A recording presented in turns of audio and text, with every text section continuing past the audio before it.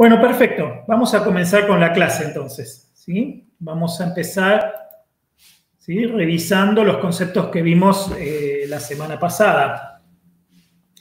La semana pasada nos enfocamos fundamentalmente en la distinción entre la arquitectura microkernel y la arquitectura monolítica. ¿Sí? Hablamos un poquito de las dos arquitecturas.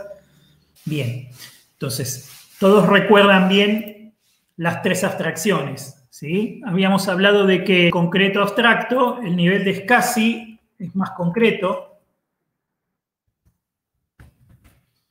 ¿sí? Es un nivel donde se manejan los dispositivos muy cercanos al hardware, ¿sí? Es un estándar, es un bus el SCSI. Entonces, la idea es conectar un dispositivo en una punta y que desde la máquina nosotros podamos acceder a él siguiendo cierta estandarización. Bueno, muy cercana al dispositivo, o sea, los comandos SCSI son muy cercanos al dispositivo. Inmediatamente arriba tenemos el nivel de bloques o caracteres, ¿sí?, que es un dispositivo más abstracto que yo puedo abrir y en el cual puedo leer o escribir y después puedo cerrar. La diferencia importante es que el dispositivo de bloques tiene un tamaño finito y un acceso aleatorio de granularidad gruesa, mientras que el dispositivo de caracteres tiene un acceso secuencial de nivel de caracteres y potencialmente infinito, o sea, el dispositivo no es que tenga un tamaño. ¿Sí? El dispositivo de caracteres se utiliza para abstraer teclados, terminales, placas de red, ¿sí? Mientras que un dispositivo de bloques se utiliza para abstraer una unidad de disco, ¿sí?, una unidad de CD-ROM, cualquier dispositivo, un pendrive, cualquier dispositivo que tenga un tamaño finito se abstrae como dispositivo de bloques. Y después, ya mucho más abstracto, para la administración de memoria secundaria, el nivel de archivos, el nivel donde nosotros podemos crear esta abstracción de pedazos de memoria secundaria con un tamaño variable en el cual podemos leer y escribir y acceder de manera aleatoria, ¿sí? Incluso con granularidad fina, o sea, podemos llegar a movernos hasta un byte específico de un archivo y leerlo, ¿sí? Bueno, eso es una abstracción del sistema operativo que se utiliza para mejorar la administración de memoria secundaria. Después nos vamos a detener en ella con más detalle. Pero la clase pasada llegamos a ver una cuestión importante que era que esta abstracción es diferente en distintos sistemas operativos, ¿sí? Por ejemplo, Windows abstrae el nivel de archivos por cada partición o por cada dispositivo. O sea que en Windows uno tiene que indicar básicamente a qué dispositivo quiere ir y dentro de ese dispositivo a qué archivo dentro de qué directorio, ¿sí?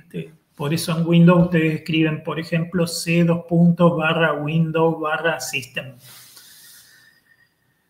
Mientras que en los Unix la abstracción es diferente. Se habla de un único árbol, y en ese árbol están todos los dispositivos implícitamente montados en distintos puntos, ¿sí? Hablamos la vez pasada de eso, ¿correcto? Entonces uno, como usuario, puede elegir en qué lugar del sistema de archivos virtual montar cada uno de los sistemas de archivos reales, ¿sí? El kernel siempre arranca montando uno y después en cualquier directorio del sistema de archivos virtual, ¿sí?, se puede montar otro sistema de archivos real, ¿sí? Y ese es el principio de funcionamiento del montaje, que tiene la ventaja de ser transparente en lo que respecta a locación, o sea, es transparente locacionalmente.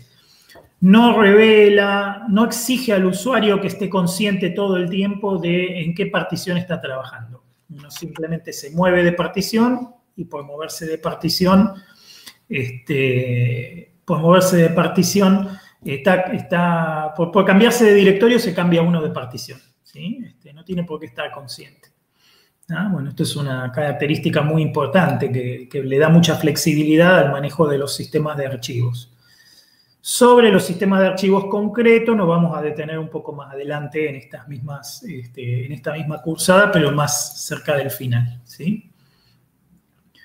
Bien, Aprovecho para consultarles. ¿Alguien tiene alguna duda respecto de esto que hablamos la vez pasada sobre el nivel de bloques y cómo se accede en un Unix al nivel de bloques directamente y la diferencia que existe entre acceder como bloque o acceder como sistema de archivos? Si tienen alguna duda me lo dicen porque es buen momento para que lo explique otra vez. A ver, acá Lucas me dice que no. ¿Y los demás? Escríbanme, por favor, así me entero que me están escuchando. Rosario acá me dice que no. Lucas Ascazuri me dice que no. Eric me dice que no. Bien. Muy bien. Y Juan también me dice que no. Bueno, creo que están todos, ¿no? No me olvidé a nadie. Perfecto. Muy bien, entonces podemos continuar. Podemos continuar con el tema que tenemos que tratar hoy. Hoy nos toca hablar de virtualización. ¿Sí? Lo que vamos a hablar hoy es de virtualización. ¿Qué es la virtualización? ¿Y de dónde viene? ¿Cuáles son las necesidades? ¿Para qué se virtualiza? ¿Ah?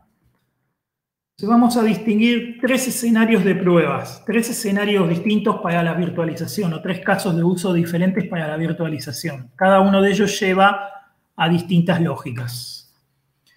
La primera y la fundamental, la original, digamos, la razón por la que la virtualización nació desde el punto de vista histórico, es para hacer pruebas. ¿Sí? Probar programas sobre plataformas que no tenemos disponibles. ¿Sí? O sea, yo escribí un programa y lo quiero probar cómo funcionaría, no sé, en una PlayStation, pero no tengo PlayStation. ¿Sí? O quiero probar cómo funcionaría en un teléfono y no tengo un teléfono. O quisiera probar, no sé, cómo funciona en una máquina de hace 20 años que ya nadie fabrica. ¿Sí? ¿Está bien? Entonces, hacer pruebas, ¿sí? Fue la primera razón por la cual la virtualización apareció. Un detalle importante de las pruebas, ¿sí? Y que hay que tener en cuenta, cuando se usa la virtualización para probar, lo importante es ser fiel a la plataforma probada. O sea, es muy importante que el ambiente de virtualización sea lo más parecido posible, ¿sí? Lo más parecido posible a la plataforma que yo quiero probar. O sea, que me voy a enfocar fundamentalmente en eso.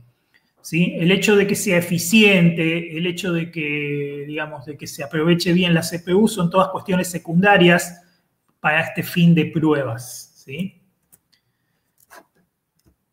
El segundo motivo por el cual se virtualiza es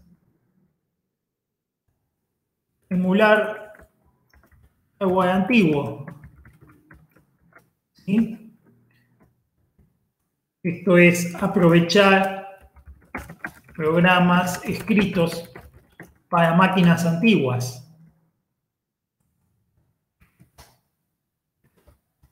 Que ya no existen o son difíciles de conseguir. La segunda razón por la cual alguien haría una virtualización. ¿Sí? ¿Qué pasa? Acá el objetivo es distinto, ¿sí? El caso más típico de esto, ustedes lo habrán visto, son los juegos arcade, ¿sí? Los juegos arcade, los juegos que se juegan en las salas de videojuegos, se jugaban, ¿sí? Hicieron su auge por allá por los años 80, ¿sí? Las salas de videojuegos, que uno iba con la fichita a jugar, ¿sí? Bueno, las maquinitas de arcade son un caso de algo, de una máquina que es antigua, que es difícil de conseguir, pero que los jueguitos estaban buenos, que muchos de nosotros que crecimos en esa época, hasta nos traen recuerdos de la infancia. Entonces, por ahí no queremos ni jugar una versión moderna qué sé yo, de un Pac-Man, un Space Invaders, vos jugás una versión moderna y no te dice nada. Y sin embargo vas a jugar al original, con la musiquita original, todo original, y te trae recuerdos, cosas. Entonces, ¿qué mejor que aplicar la tecnología de virtualización para emular una máquina de arcade y de esa manera utilizar el mismo programa? O sea, el mismo contenido que tenía, el mismo programita en ROM que movía a la máquina original, usarlo ahora de vuelta. Al usar exactamente el mismo programita, tenés mucha fidelidad también. O sea, te queda la misma imagen, te queda todo igualito, ¿sí? Entonces, este es otro motivo para aplicar virtualización, ¿sí? ¿sí? En este caso, ¿sí? Esperen que no me gusta cómo quedó esto escrito, no vamos a acomodar, si queda como el otro. Aprovechar.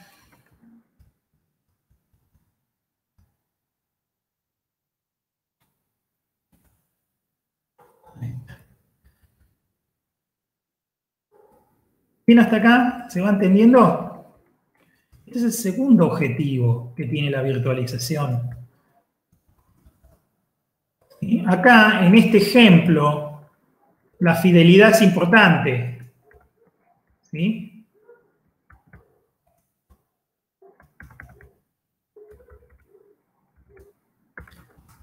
Aquí, la fidelidad es muy importante.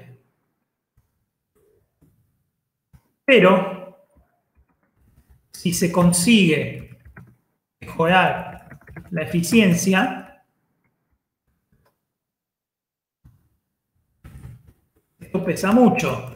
Ya no es como allá, donde el único objetivo que teníamos era probar si el programa funcionaba. Ahora lo queremos usar al programa, con lo cual, si ya no es una sola prueba, sino que también es un uso, ya la eficiencia pesa mucho más. Ya no me es tan trivial que no sea eficiente. Entonces, si puedo utilizar alguna técnica para mejorar el aprovechamiento de los recursos, entonces, por más que eso implique un sacrificio en fidelidad, no importa. Mientras el programa siga andando, lo acepto y lo permito. ¿Sí? Acá está mucho más permitido el saltarte las reglas, de fidelidad, ¿sí? ¿Está bien? Que la virtualización original tenía. En la virtualización original yo al programa le tenía que hacer creer que estaba en la máquina en la que fue creado para funcionar, ¿sí? Ahora, si bien eso se tiene que seguir dando para que el programa siga funcionando, si yo tengo alguna manera de optimizarlo, aunque tenga que tocar un poquito el programa original, lo hago, ¿sí? Porque lo importante es eso, es llegar a poder ejecutarlo de manera eficiente, ¿sí? Bien. Y un tercer objetivo que apareció muchísimo después es el de flexibilidad, que ahora vamos a hablar de él. O sea, ¿qué nos da un entorno de virtualización? Nos da mucha flexibilidad. ¿Sí? En el sentido de que es más fácil ajustar, ¿sí?, las necesidades a un uso específico. Fíjense ustedes, vamos a poner un ejemplo de esto. Ustedes tienen un programa que corre en una máquina, ¿sí? Y ustedes necesitan agrandar esa máquina para que el programa tenga más recursos. Una manera que hay de hacer eso es comprarle más memoria física a la máquina, ¿sí? Comprarle más disco o cambiarle el procesador y ponerle un procesador más rápido, ¿sí? Si la máquina está corriendo en un entorno virtual, los cambios de configuración de la máquina se pueden hacer desde el entorno virtual. O sea, yo le puedo aumentar la memoria a la máquina desde el entorno virtual. Yo le puedo aumentar la cantidad de CPUs que le doy a la máquina desde un entorno virtual. Puedo agrandarle o achicarle los dispositivos, los discos virtuales, ¿sí? Todo desde el ambiente virtual. Y eso nos da flexibilidad. Supónganse que yo quiero proveer servicios de infraestructura, ¿sí? O sea, yo quiero proveer máquinas, quiero proveer todo lo que es físico y hasta la conectividad inclusive, ¿sí? Pero yo necesito que los clientes ahí se instalen lo que ellos quieran. Entonces, yo si no tuviera la capacidad de virtualizar, necesitaría tener un servidor físico para cada cliente. Entonces, si tengo 1000 clientes, necesitaría 1000 máquinas, lo cual es una estantería inmensa llena de máquinas. ¿Está bien? Para tener 1000 clientes necesitaría 1000 máquinas. Si viene un cliente nuevo, tengo que comprar una máquina nueva. O sea, es demasiado rígido. Además, me va a pasar que un cliente necesita 10 gigas de memoria y el otro necesita 1 y otro necesita 2. Entonces, si yo voy comprando las máquinas con las necesidades de cada cliente, si después el cliente ese se me va, tengo que buscar a otro que tenga las mismas necesidades o tengo que andar ampliando las máquinas o sacando cosas de una para meterlas en otra. Se dan cuenta que es muy complicado. Ahora, yo compro 2 o 3 servidores inmensos e instalo una granja de máquinas virtuales. ¿Sí? Entonces, si se me viene un cliente nuevo, yo creo una máquina virtual nueva. Si se me va un cliente, yo la máquina virtual que usaba ese cliente la destruyo y libero el espacio para crear otra para otro que venga atrás. ¿Se entiende el concepto, no? Confírmeme, por favor. Primero que me escuchan y segundo que se entiende. ¿Sí? Bien, perfecto. Perfecto, muy bien. Gracias, Rosario, Agustín, Juan Ignacio, Lucas, Eric. Bien. Y Lucas Espíndola. ¿Estás? ¿Me escuchás? Te perdí el rastro. Acá estás. Bien. Y Agustín, bueno, sí, acá está Agustín también. Bueno, perfecto, están todos. Muy bien. Fíjense ustedes que acá sí cambia. Acá cambia muchísimo las prioridades. ¿Sí? Aquí no importa si hay que modificar programas o sistema operativo.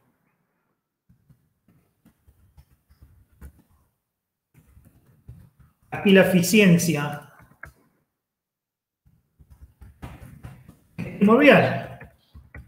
O sea, yo no puedo instalar una virtualización para ser más flexible a costa de que todo ande más despacio, ¿sí? A costa de que los recursos me salgan el doble, porque no se justifica de ninguna manera, ¿sí? No hay ningún tipo de justificación para eso.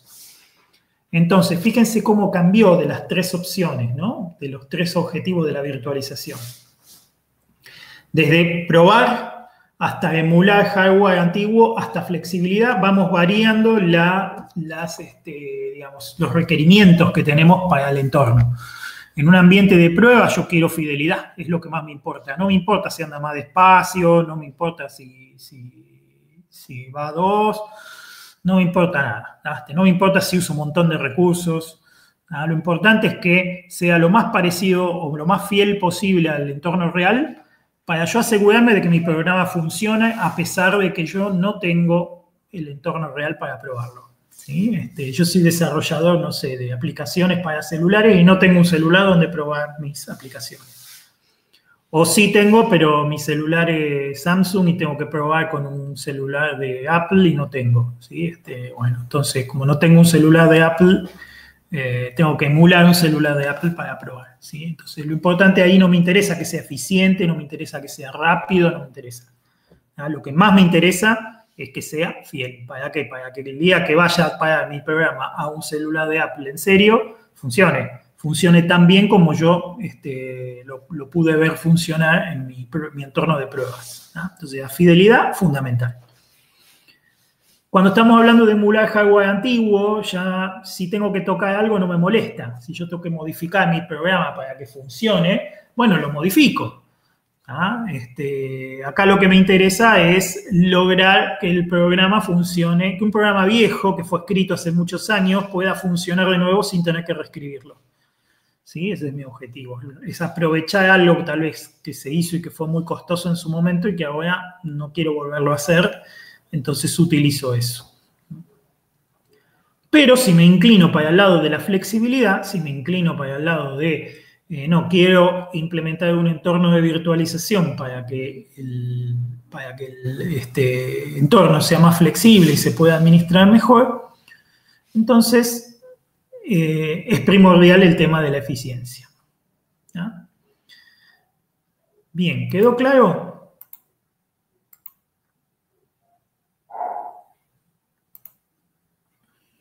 Perfecto. Muy bien.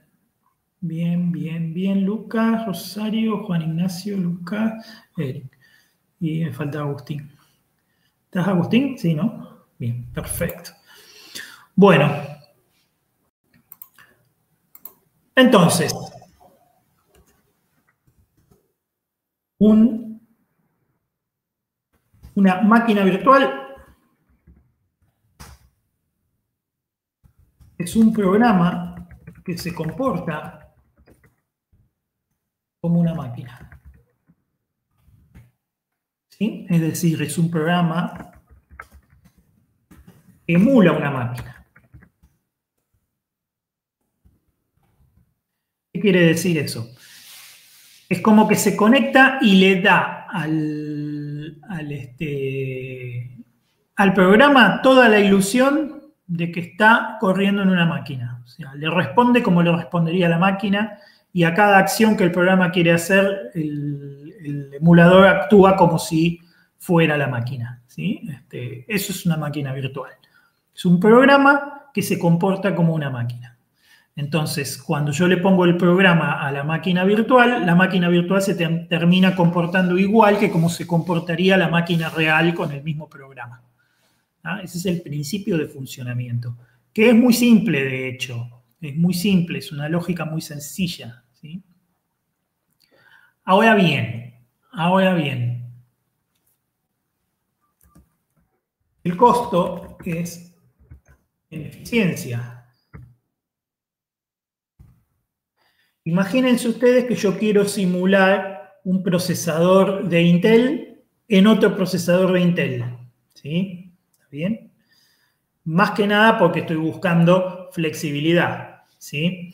O quiero emular un procesador de Mac, ¿sí? Un procesador de Sun, de los viejos de Sun, en un procesador de Intel. Y como los dos son procesadores que andan más o menos a la misma velocidad, yo tengo un programa que emula un procesador y que ejecuta el programa de ese otro procesador, pero ¿a qué velocidad va a funcionar? Del orden de 10 a 15 veces más lento va a andar, ¿sí? Si no más. ¿Ah? ¿Por qué? Porque yo por software tengo que hacer lo mismo que el otro hace por hardware. ¿Sí? Ahí tenemos una diferencia de velocidad muy importante. Entonces, ¿qué ocurre?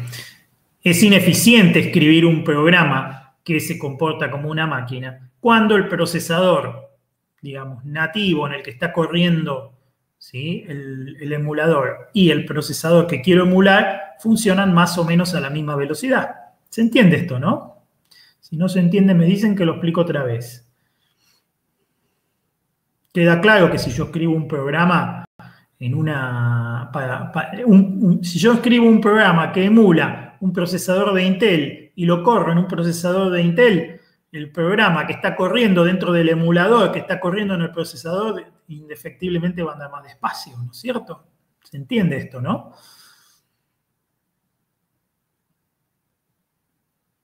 Sí, sí. Sí, se entiende, ¿no es cierto? Bien.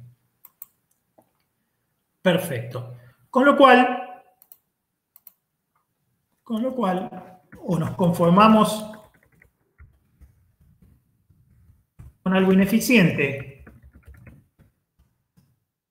o requerimos soporte en hardware. Las dos posibilidades que tenemos. O nos conformamos con algo que anda muy ineficiente, que anda a 2 por hora, ¿sí? O requerimos soporte en hardware. Fíjense que en el caso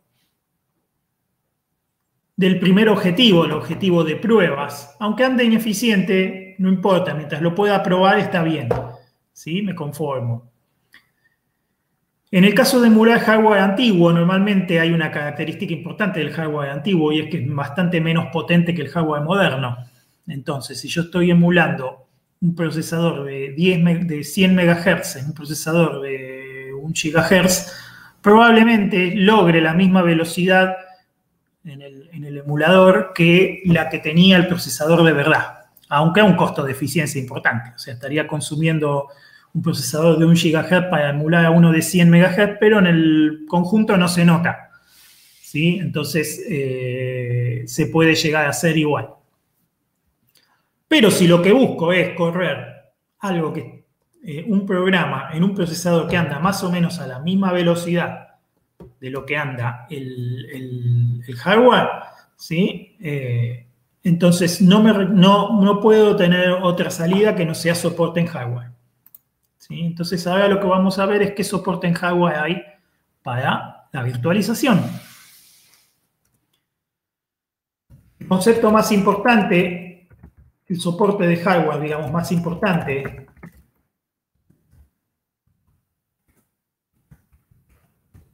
se llama hipervisor. ¿Sí? Bien, la capacidad no es el soporte, está mal dicho. El soporte de hardware más importante se utiliza para implementar lo que se llama hipervisor. ¿Sí? ¿Qué permite este soporte? Bueno, este soporte permite compartimentar la CPU, el tiempo de la CPU, pero no desde adentro del sistema operativo, sino desde afuera del sistema operativo. O sea, nosotros ya habíamos visto que para correr distintos programas de manera concurrente teníamos que compartimentar, digamos, teníamos que dividir el tiempo y darle un poquito de tiempo a cada programa, ¿no es cierto?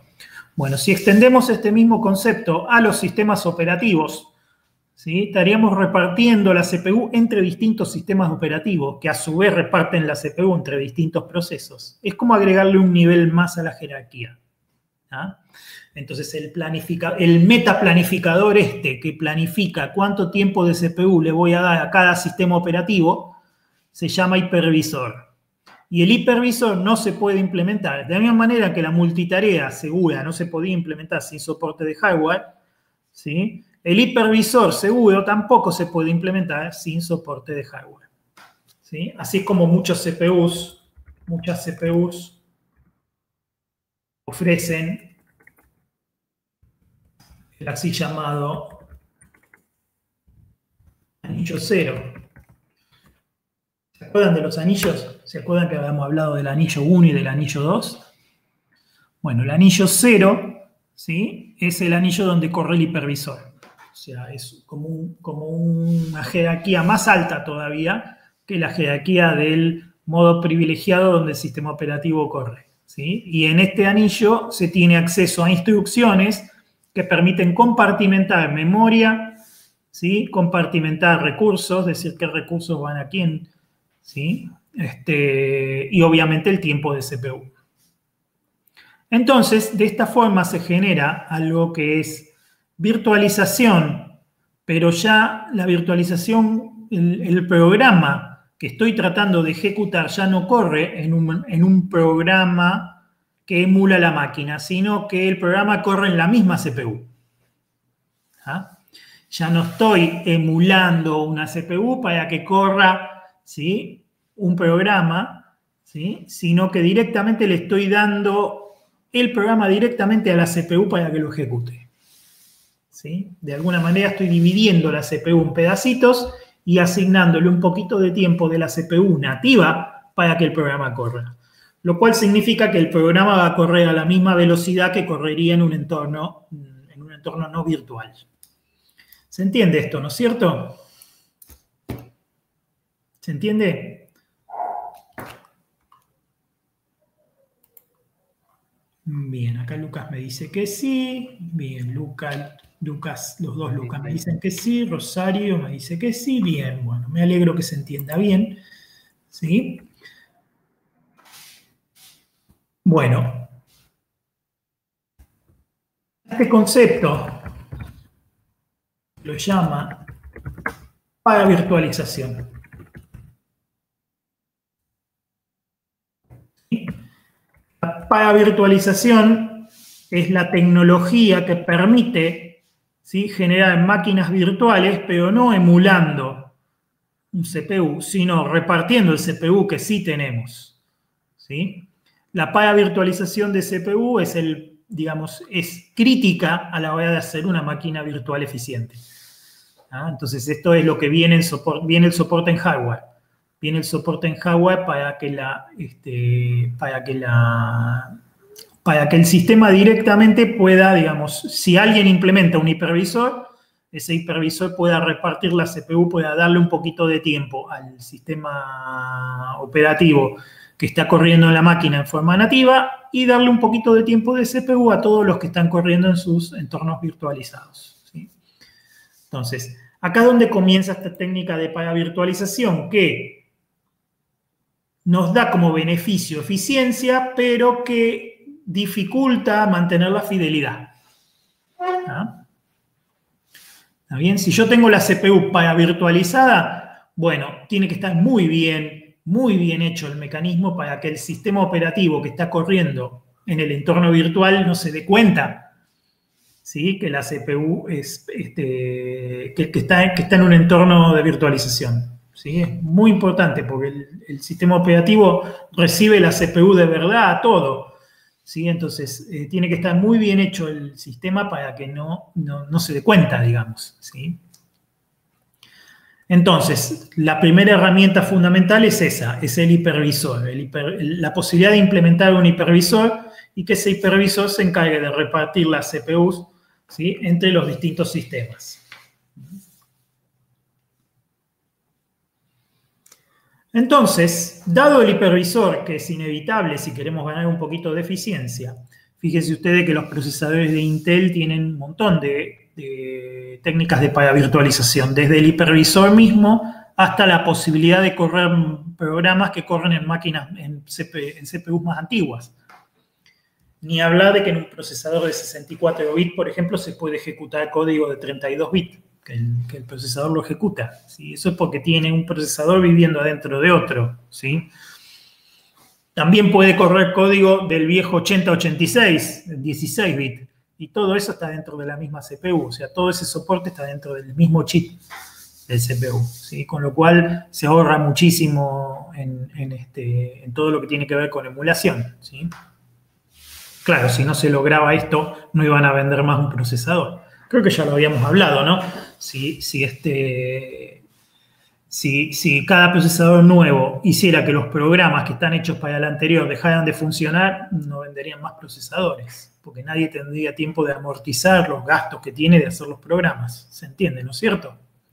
Si todo fuera software libre y fuera una simple cuestión de recompilarlo, sería fácil, pero bueno, no todo es software libre, ¿sí? Entonces el problema viene por ahí, ¿ah? ¿Se entiende, no es cierto? Díganme si se entiende bien, por favor. Bien, bien, bien, bien. Buenísimo.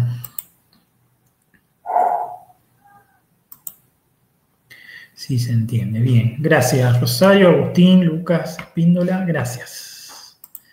Muy bien. Perfecto.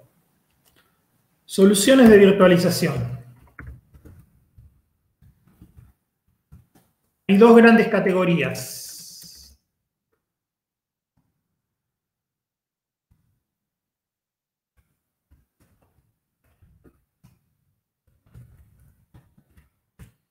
La primera es, ¿quién implementa el hipervisor?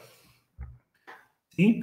El hipervisor puede estar implementado en un kernel, ¿sí? O puede estar implementado en un proceso de usuario. O sea, ¿quién ejecuta el hipervisor?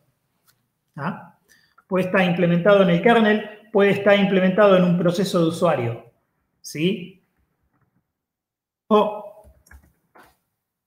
no, está bien, porque en kernel está bien. En el caso de un hipervisor en kernel, ¿sí? Cuando la máquina bootea, lo primero que se carga en la máquina es el hipervisor, ¿sí? Lo primero que se carga en la máquina es el hipervisor, y después el hipervisor se encarga de levantar el sistema operativo ya dentro del hipervisor. ¿Ah? O sea, se levanta el sistema operativo o los sistemas operativos que corren dentro del hipervisor, ¿sí? Esa solución es una solución simétrica donde todos los sistemas que están corriendo tienen potencialmente, son igual de importantes. O sea, no es que hay uno que esté más virtualizado que el otro, ¿sí? Sino que todos están corriendo con el mismo nivel de importancia. La única razón por la que suele haber uno que es más importante es porque ese es el que tiene la llave. ¿Sí? Tiene la llave del hipervisor y tiene el control del hardware directamente. ¿Ah? Esas son las dos razones por las cuales hay uno que es más importante. Pero si no, no habría razón para decir que hay uno más importante que los demás. ¿Sí? Todo terminaría en que están todos a la misma altura, ¿sí? Porque de última el hipervisor los administra y todos ellos se reparten el tiempo del CPU. Hay uno en particular que tiene la llave del hipervisor, digamos, el que puede controlarlo al hipervisor, o sea, que es el que tiene la capacidad de levantar otras máquinas virtuales o apagarlas, ¿sí? Y también es el que tiene el acceso real a los dispositivos, ¿sí? O sea, es el que tiene el verdadero acceso a todos los dispositivos. Bien, hasta acá. Eso es hipervisor en kernel. Soluciones como Xen, no sé si han escuchado hablar de ellas, Xen o VMware, ¿sí? Xen es libre, VMware es privativo, ¿sí? Utilizan esta estrategia de hipervisor en kernel. ¿Ah? La estrategia de hipervisor en kernel es muy buena para todo lo que tiene que ver con flexibilidad. ¿Sí? Cuando yo implemento una solución de virtualización por flexibilidad, entonces me convienen siempre estas soluciones porque terminan siendo más eficientes. ¿Sí? Hipervisor en proceso de usuario, en cambio, tenemos un sistema operativo nativo que no sabe nada de virtualización y nosotros corremos un proceso de usuario y ese proceso de usuario implementa el hipervisor. O sea, que ese proceso de usuario es el que toma el CPU, inicia el hipervisor y le roba un poquito de tiempo al sistema operativo nativo para asignárselo a todos los sistemas operativos que corren emulados. Pero el que administra, digamos, ¿sí? Toda la administración, ¿sí? del espacio de memoria, todo el acceso a los periféricos, todo se hace de adentro de un proceso de usuario. ¿Ah? Estas soluciones, ¿sí? Como QEMU o VirtualBox, son ejemplos. Algunas de estas ustedes deben haber usado, seguramente VirtualBox, ¿sí? Seguramente VirtualBox habrán usado, ¿sí? QEMU, bueno, VirtualBox de hecho se basa en QEMU, ¿sí? Es más antigua, ¿sí? ¿Bien? Y trabaja muy bien, ¿sí? Bueno, estas soluciones basadas en hipervisor en proceso de usuario son más apropiadas para pruebas o para doble buteo, por ejemplo. Yo quiero que mi máquina tenga un Windows y un Linux, ¿sí? Entonces, lo ideal es eso. O pongo el Linux como nativo y corro el Windows en una máquina virtual o al revés, ¿sí? Y tengo posibilidad de tener los dos sistemas operativos corriendo al mismo tiempo en la máquina, ¿sí? Y obviamente tengo uno que claramente es el nativo y el otro que es emulado, ¿sí? Entonces, los dispositivos del sistema operativo emulado están, digamos, emulados por VirtualBox o por QEMU, ¿sí? Mientras que en el otro sistema no es así. ¿Sí? Bien. Las otras dos características importantes son la virtualización pura versus la paravirtualización.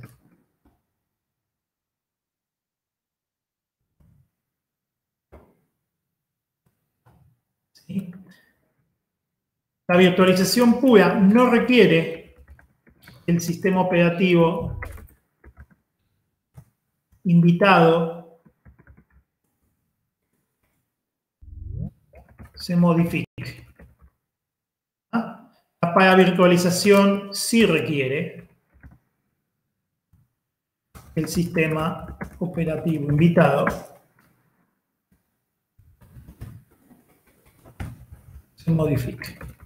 Esa es la diferencia importante. A ver, vamos a pensarlo. ¿Se acuerdan de los niveles de abstracción que hablamos la clase pasada? Teníamos nivel de SCSI, teníamos nivel de bloque. Vamos a poner los más importantes. ¿Sí? Teníamos el nivel del dispositivo en sí, el nivel de SCSI, el nivel de bloque, el nivel de archivos. ¿Sí? Para cada uno de esos hay un controlador.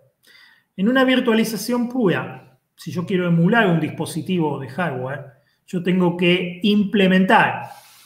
Por ejemplo, imagínense que quiero emular un disco a partir de un archivo. ¿Sí? O sea, yo quiero un archivo de 1 GB y quiero simular ahí adentro un disco de 1 GB. ¿Sí? ¿Se entiende lo que quiero hacer, no? Díganme si se entiende, así sigo despacio. Imagínense que yo quiero emular un disco de 1 GB y para emular un disco de 1 GB yo quiero utilizar un archivo de 1 GB donde voy a guardar la información con la cual le voy a mostrar a la máquina el disco. Si la máquina escribe algo en el disco, yo lo voy a guardar en ese archivo. ¿Se entiende, no es cierto? Confírmenme, por favor, si se entiende lo que digo. Sí, sí. Bien, bien, perfecto. Entonces, en una virtualización pura, ¿sí? Yo tengo que, vamos a imaginarnos que es un proceso, como si fuera el VirtualBox, ¿no? El proceso de la máquina virtual accede al sistema de archivos del sistema operativo nativo para traerme los bloques, ¿sí? Ahora, esos bloques, con esos bloques tiene que emular, ¿sí?, los comandos que recibiría un dispositivo. ¿Sí? O sea que de los bloques tengo que llegar hasta emular los comandos de un dispositivo. ¿Sí? O sea, yo tengo que recibir un comando que va dirigido a un dispositivo y contestarlo. ¿Sí? ¿Está bien? Con lo cual necesito hacer toda la abstracción para atrás. ¿Sí? Tengo que bajar de archivo a bloque, de bloque a SCSI, o sea, tengo que emular con el archivo, tengo que emular, ¿sí?, un dispositivo de bloque para emular un dispositivo SCSI, para emular un dispositivo físico. ¿Para qué? Para que el sistema operativo invitado con su controlador de dispositivo físico maneje mi emulador de dispositivo físico, para que después él abstraiga, ¿sí?, a nivel de bloques eso, para que después lo abstraiga a nivel de archivos. ¿Se entiende? Da toda una vuelta. ¿Sí? Vamos a tratar de dibujarla. ¿Sí? Imagínense, en un ambiente, vamos a dibujarlo pues se entiende bien. En una virtualización pura, ¿sí?, yo tengo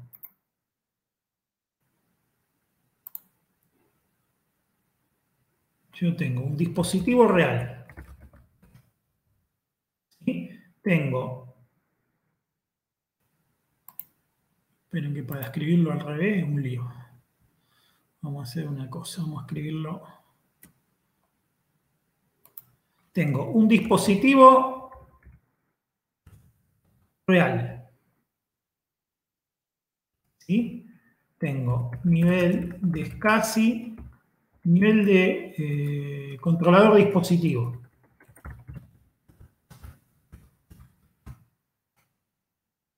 Después tengo nivel de SCSI, como hicimos la vez pasada, nivel de SCSI.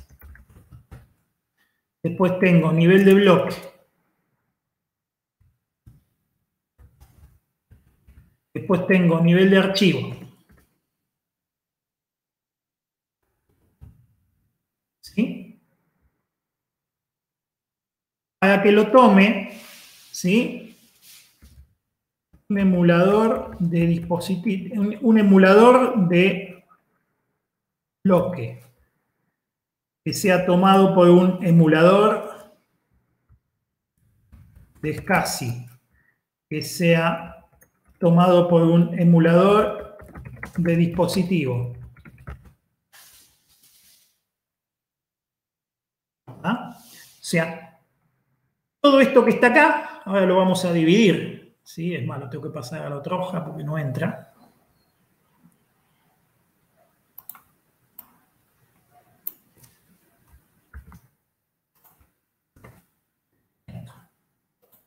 ¿Sí? Tenemos un emulador de dispositivo, ¿sí?, que va a ser tomado por un... Vamos a dividir aquí. Que va a ser tomado por un controlador de dispositivo. Que va a ser tomado por un nivel de SCSI. Que va a ser tomado por un nivel de bloque.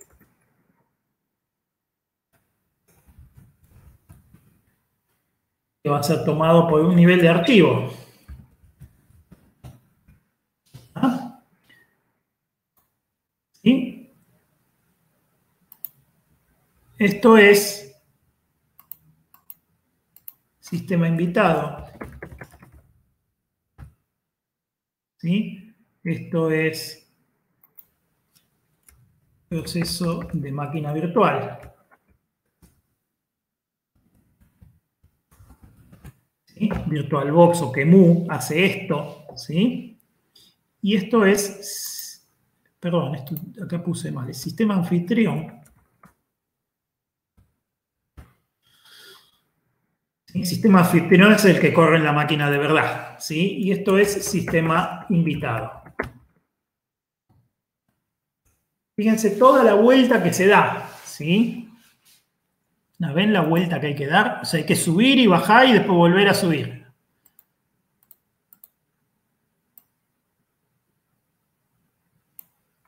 ¿Sí? Yo quería azul.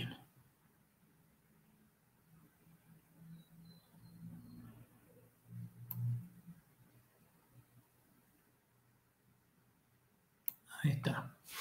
Entonces, fíjense la vuelta que hay que dar con la virtualización pura. O sea, hay que bajar y volver a subir. La ventaja que tiene la virtualización pura es que no necesitamos modificar el sistema invitado. O sea, el sistema invitado funciona exactamente igual que si estuviera corriendo en una máquina real. ¿Sí? ¿Se dan cuenta? No tuve que tocar absolutamente nada. ¿Está? ¿Lo ven? Confírmenme si lo entienden bien, por favor.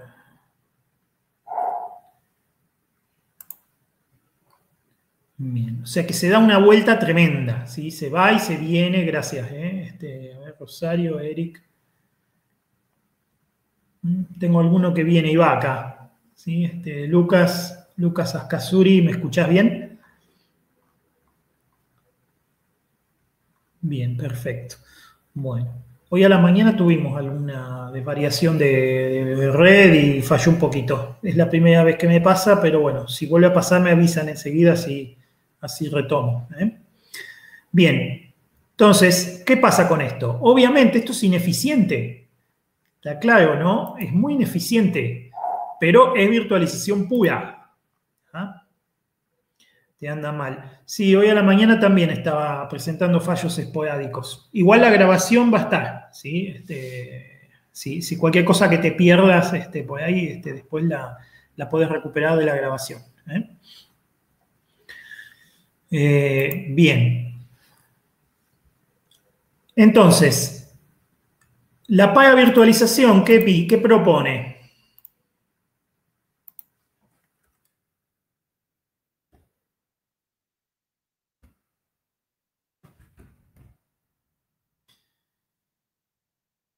La paga virtualización propone lo siguiente. Vamos a copiar esto.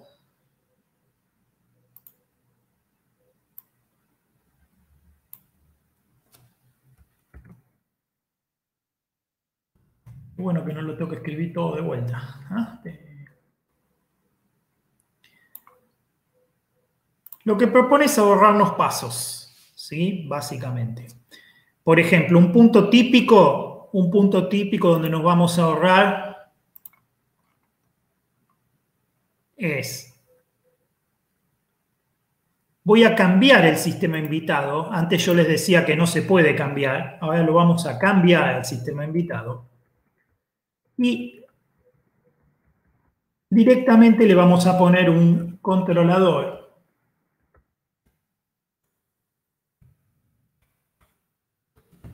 bloque especial, ¿sí? O virtual, vamos a decir. ¿Ah? Lo cual me ahorra, ¿sí?, el nivel de bloque, el nivel de SCSI y la emulación, ¿sí?,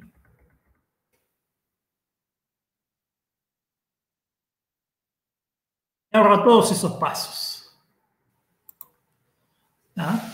Entonces, el controlador de bloque virtual se conecta directamente con el emulador de bloque del proceso de la máquina virtual. ¿Sí? ¿Se entiende esto? Entonces, ¿qué pasa? Tengo que modificar el sistema invitado porque necesito agregarle este controlador de bloque virtual. Si no le agrego este controlador de bloque virtual, no funciona, ¿sí? ¿Está bien? ¿Por qué? Porque ya con un controlador, con el controlador original no va a funcionar más, ¿sí? Necesito sí o sí tener este controlador especial que se va a conectar directamente con el proceso de la máquina virtual al mismo nivel, al nivel de bloques. ¿Está bien? Entonces, esta misma lógica se podría aplicar al nivel de archivos también. O sea, yo podría directamente compartir un sistema de archivos con la máquina anfitriona, emulando archivos directamente. ¿Está bien? ¿Sí? O puedo compartir un bloque emulando un bloque, o puedo compartir un SCSI emulando un SCSI. O sea, yo puedo elegir el nivel donde yo quiero para virtualizar, donde me convenga más. ¿Se entiende, no es cierto?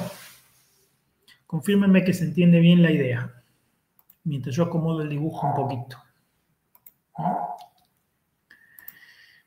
Bien, sí se entiende. Bueno, me alegro porque era la idea, que se entienda. A ver, el dibujo. Esto acá, calculo que voy a necesitar 2 y acá 2. Y ahora lo bajamos un poco. Ahí está. ¿Sí? ¿Qué hace esto? Esto simplifica y hace más eficiente el uso, por ejemplo, de los discos, de las placas de red. O sea, este mismo fenómeno que yo expliqué para un disco, ¿sí? Se puede aplicar también a las placas de red, ¿sí? Yo, por ejemplo, podría trabajar con la máquina virtual emulando un dispositivo de bloque a partir de un archivo, pero también podría trabajar con un dispositivo de nivel de bloque real del sistema anfitrión, con lo cual no necesitaría emular el dispositivo de bloque, sino que directamente lo transmito, se lo conecto al sistema invitado y ya está. ¿Se entiende, no es cierto? O sea, me ahorro el emulador de bloque, ¿sí? Porque no necesito emularlo porque tengo un bloque de verdad. ¿Se entiende, no es cierto? Es otra alternativa. ¿No? Si quieren la dibujamos también para que se entienda bien. ¿Sí? ¿Está bien? Esto sería... Bueno, no, es una forma de paravirtualización también. ¿Sí? La dibujamos también para que se entienda.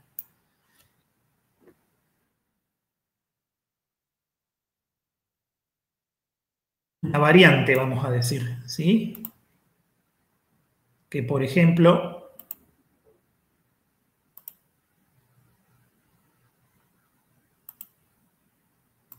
no necesita emulador de bloque, porque ya tiene un dispositivo de bloques. Y no necesita nivel de archivo. ¿Ah?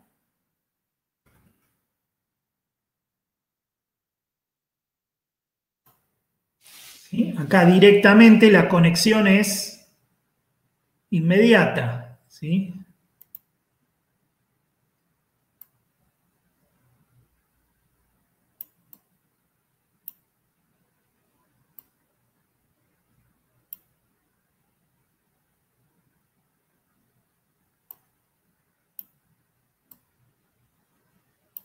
Acá la conexión es inmediata entre el nivel de archivos, entre el controlador de bloque virtual, digamos, ¿sí? Y el nivel de bloque abajo. ¿Ah? No se necesita nada, esto es todavía más eficiente todavía. ¿Ah? ¿Se entiende, no es cierto?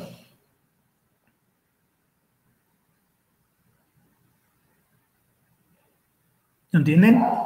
Bien. Bien, perfecto. Muy bien. Buenísimo. Entonces los conceptos centrales son estos. ¿Qué nos tenemos que acordar de aquí? De aquí nos tenemos que acordar. ¿Sí? ¿Por qué necesitamos virtualización? ¿Cuál es el objetivo de la virtualización? Hay 3 grandes objetivos. El primero es para hacer pruebas, ¿sí? O sea, para probar programas a ver si funcionan bien en plataformas de las cuales yo no dispongo ejemplares, ¿sí? ¿Sí? Entonces, primero, acá lo más importante es la fidelidad. Yo acá me iría a una virtualización tan pura como se pueda, ¿sí? Emular hardware antiguo.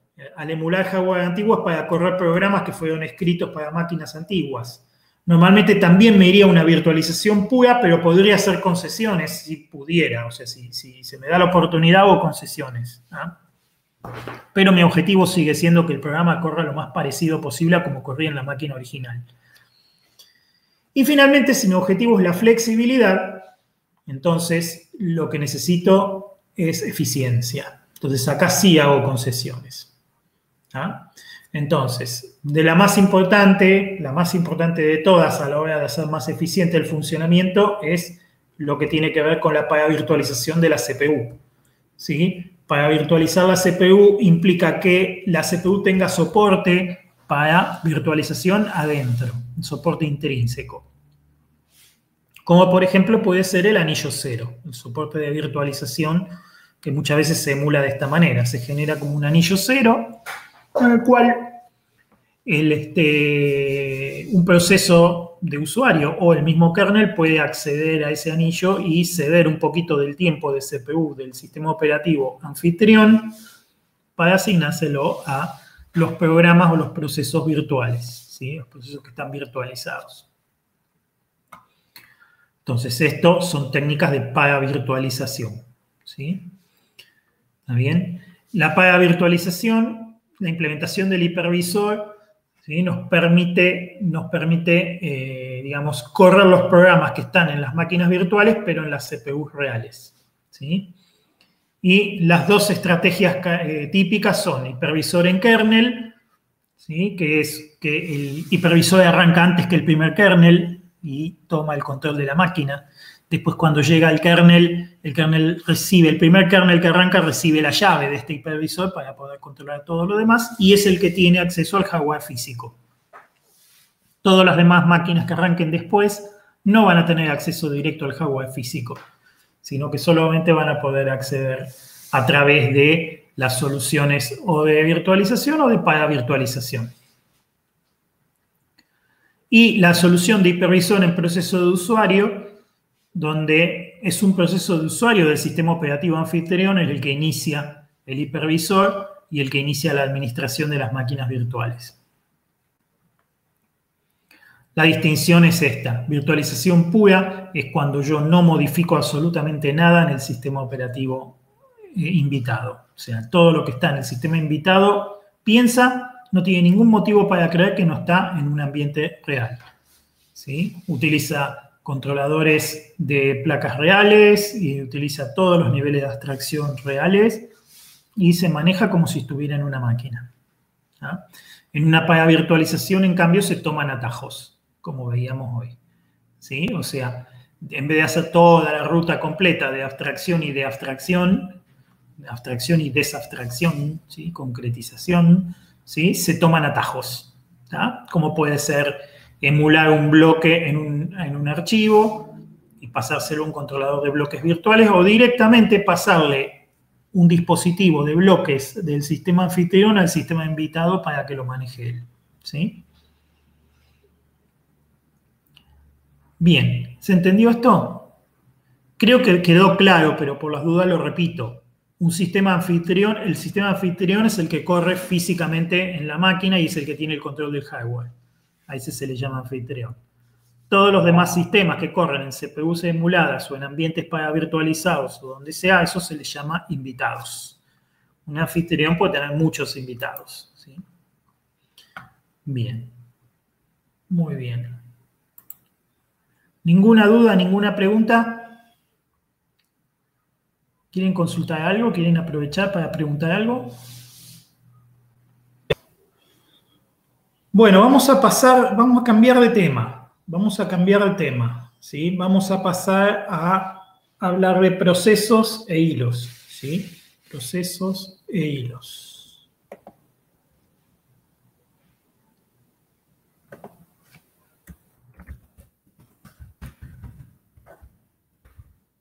Ejecución.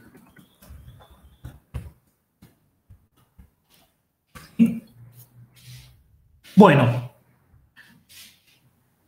vamos a hablar primero de lo que es un proceso, ¿sí? A ver, ¿quién me puede decir, porque a esta altura ya lo saben, ya lo hablamos. ¿Qué es un proceso?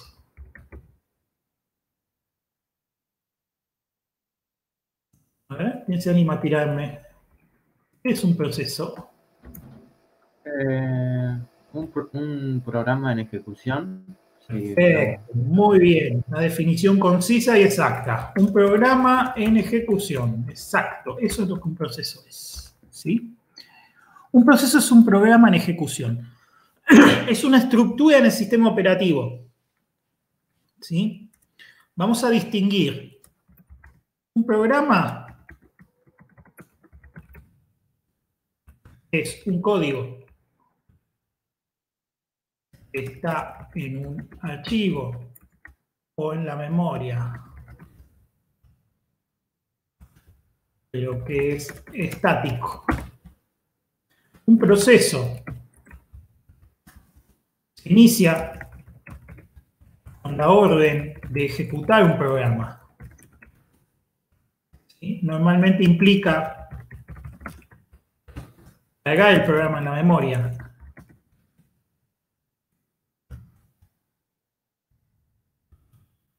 Primero. Y después generar una entrada en la tabla de procesos. ¿Sí? Eventualmente tendrá acceso a la CPU y comenzará su ejecución.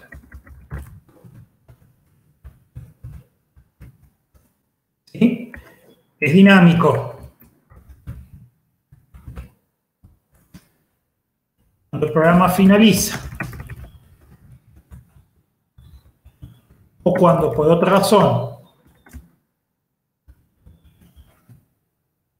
el sistema operativo destruye la entrada en la tabla de procesos,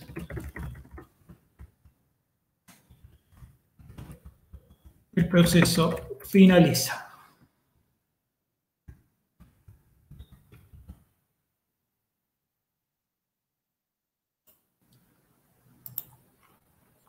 ¿Bien? ¿Se entiende? Entonces, el proceso es una cosa dinámica, mientras que el programa es una cosa estática. O sea, el programa yo lo escribí, lo compilé y ahí quedó en un archivito ejecutable o en un archivito de texto que es interpretado por una máquina virtual, pero como sea, es algo estático, es algo que está quieto, mientras que el proceso es un fenómeno dinámico. ¿Sí? El proceso es al programa una abstracción de la CPU y la memoria. ¿Sí? O sea, el sistema operativo lo que le ofrece a los programas a través de la abstracción de procesos es una abstracción de CPU de memoria. O sea, el programa que piensa, si el programa pudiera pensar, ¿no? ¿Qué pensaría el programa? Que tiene toda la CPU para él y que tiene toda la memoria para él. ¿Ah? Este es el gran objetivo del sistema operativo de cara al proceso. O sea, el proceso es para eso. El proceso hace que el programa crea que está solito ejecutándose. Por eso es tan importante en este proceso que hablamos de planificar, que cuando se lo saca de la CPU se guarde bien todo el estado interno de la CPU para cuando después haya que devolverlo a la CPU, haya que dejarle todo a la CPU igualita como estaba para que cuando entre no se encuentre nada raro. ¿Sí? ¿Se entiende este concepto? Sí, ¿no es cierto que sí? Sí, ya lo hemos hablado antes, ¿no? Bien, perfecto. Perfecto, muy bien. Bien. Ahora vamos a hacer una distinción sutil. Bien, gracias, Lucas. Lucas, volviste. Lucas Casuri, hoy no estabas, volviste. Bien, perfecto. Muy bien. Entonces, vamos a hacer una distinción más sutil entre proceso e hilo. ¿Sí? En inglés hilo se dice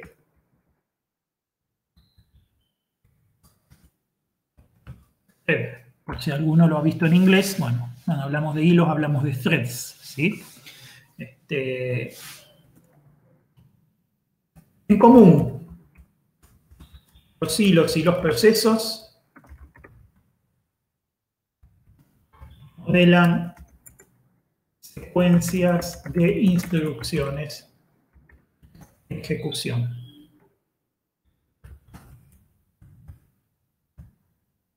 ¿Sí? Diferencia. Un proceso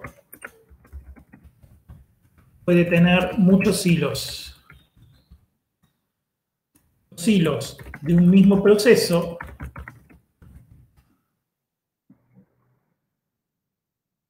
comparten un mapa de memoria. O sea, el concepto es así. El CPU es repartido, el tiempo del CPU es repartido entre distintos procesos, pero a su vez un proceso podría tener múltiples hilos dentro de sí, que funcionarían como si fueran todos procesitos independientes. ¿Sí? O sea, que un proceso, el proceso 5, puede decir, bueno, yo voy a ejecutar 10 hilos de ejecución en paralelo.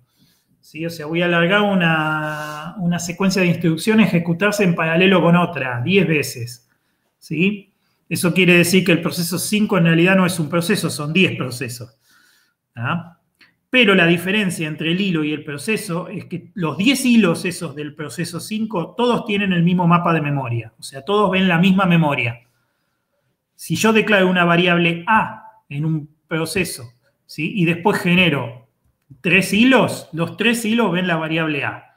Lo cual quiere decir que los 3 hilos pueden cambiar la variable A y que los 3 hilos pueden hacer un flor de desastre si no controlo bien la concurrencia. ¿Sí? Que uno la cambie y otro la... O sea, que un hilo no le cambie la variable al otro porque entre dos instrucciones seguidas puede cambiar el valor. O sea, yo puedo poner A igual a 3 y en la siguiente instrucción preguntar if A igual a 3 y si otro hilo me cambió el valor de la variable A, podría irme al else de ese if. ¿tá? Algo que si uno está programando linealmente no podría pasar nunca. ¿Se entiende, no es cierto? ¿Se entiende el ejemplo que di?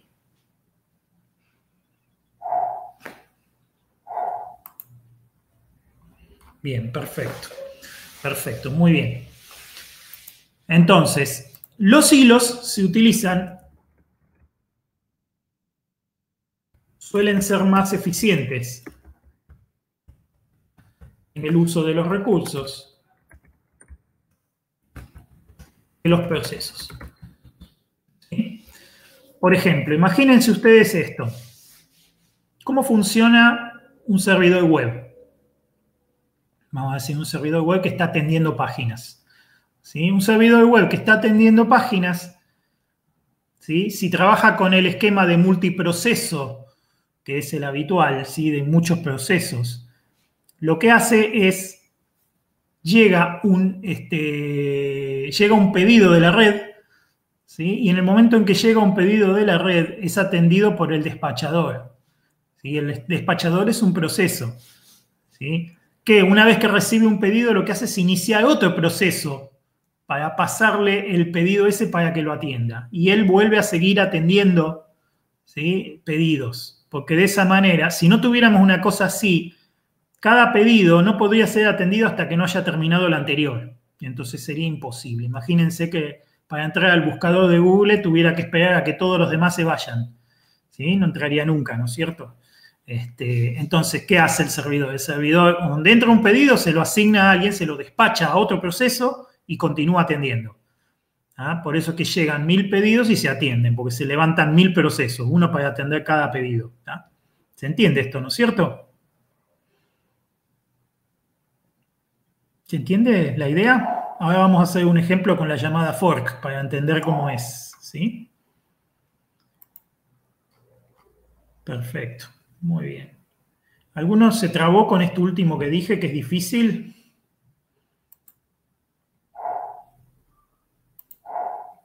Bien, bueno, acá me dicen que no. Bueno. Bien, bien. ¿Qué pasa con el hilo? La diferencia es que cuando yo levanto un proceso nuevo, ese proceso nuevo tiene su propia memoria.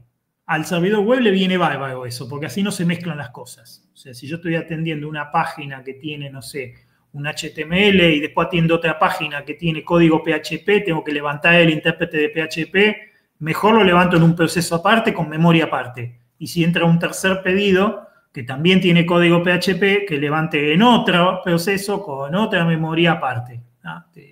¿Sí? Entonces eso es mucho más seguro. ¿Está bien? Pero una implementación multihilo consume muchísimos menos recursos. ¿Por qué? Porque no necesito cambiar la memoria. Entonces todos los hilos ven la misma memoria. Entonces es mucho más livianito. También es más peligroso. ¿Sí? O sea, a veces levantar muchos hilos en vez de muchos procesos, ¿sí? Es muchísimo más eficiente, pero también es más peligroso.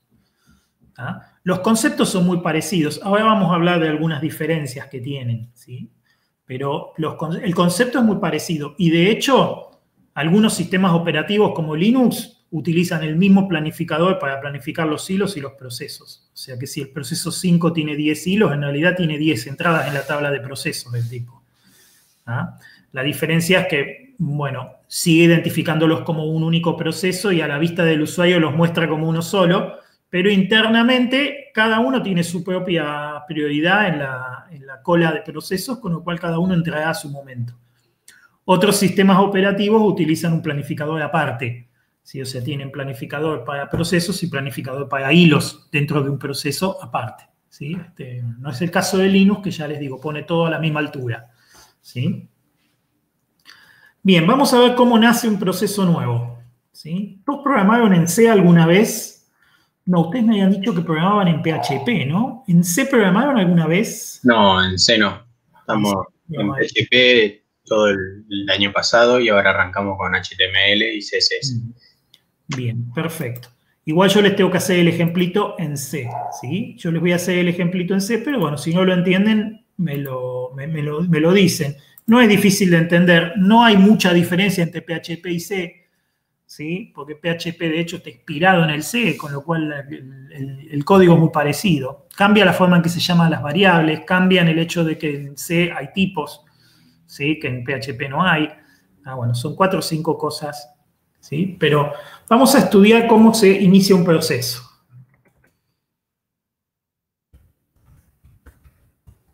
Ambientes Unix, ¿no? En Windows es parecido, no van a ver mucha diferencia. En ambiente Unix, cada proceso tiene un PID, Process ID, ¿sí? Lo cual quiere decir que la forma de identificar un proceso en los Unix es a través de su número de proceso, ¿sí?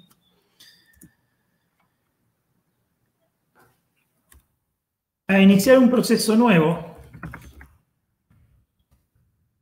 se utiliza la llamada al sistema fork. ¿Sí? ¿Qué es fork? Fork es una llamada al sistema que se termina implementando como una función. ¿Sí? En C, tanto en C como en PHP, lo que tienen ustedes son funciones, ¿sí? Que se pueden ejecutar. Las llamadas al sistema están implementadas como funciones, ¿sí?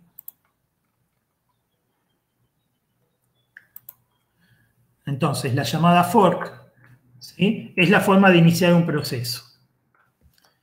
Entonces, se declara una variable en C. Estoy diciendo que quiero una variable de tipo entero que se llama resultado. ¿Sí? Escribo código. Y ahora hago así.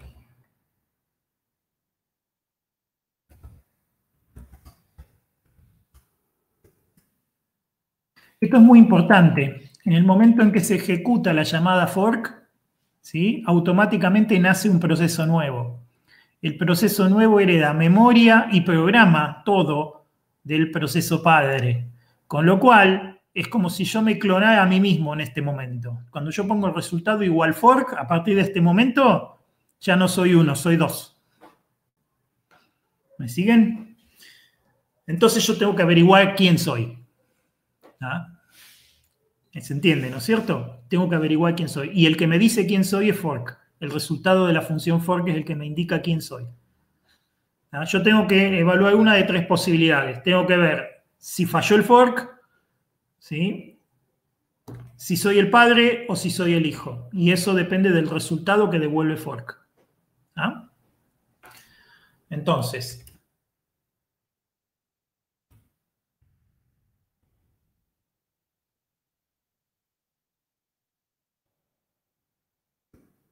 fíjense que estoy escribiendo código C, pero ustedes lo van a identificar como si fuera código PHP porque usa la misma sintaxis, ¿sí? O sea, el if es igual y la estructura con llaves también es igual que en C.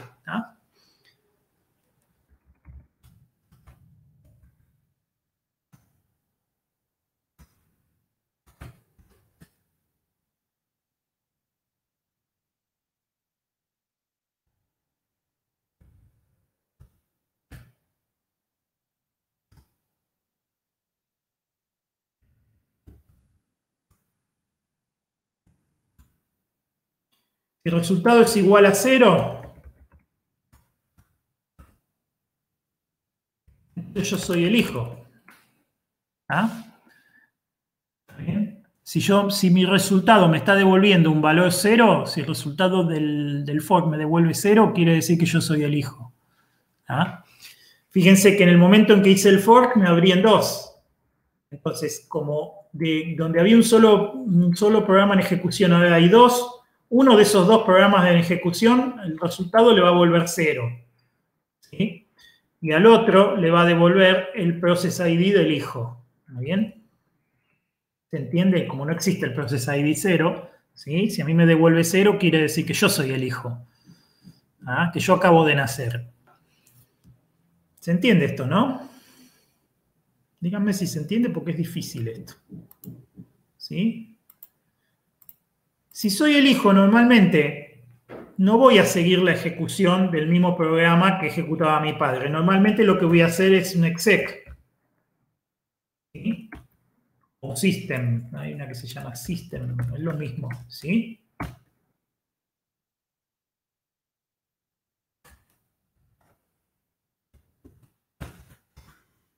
¿Sí? La llamada system o la llamada exec. La exec es la más, la más común. Lo que hace la llamada exec es reemplazar el programa. O sea, elimina este programa y carga otro. ¿Sí? Y el proceso continúa la ejecución con ese otro programa. O sea que de esta función no se vuelve nunca.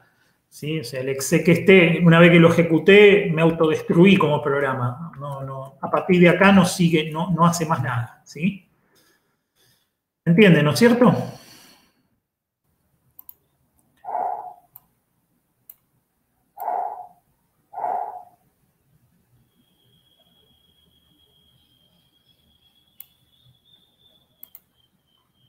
Bien, se entiende la idea. Sí, perfecto. Si alguno no entiende, me tiene que avisar, ¿eh? Miren que son temas difíciles, ¿eh? No espero que todos me digan, sí, se entiende perfecto. Prefiero que me digan, no lo entiendo. Bien, a partir de acá, entonces no importa lo que ponga porque nada de lo que escriba acá atrás se va a ejecutar nunca. La tercera posibilidad, obviamente, si no es menor que 0 y no es igual a 0, la única posibilidad que sea es que sea mayor.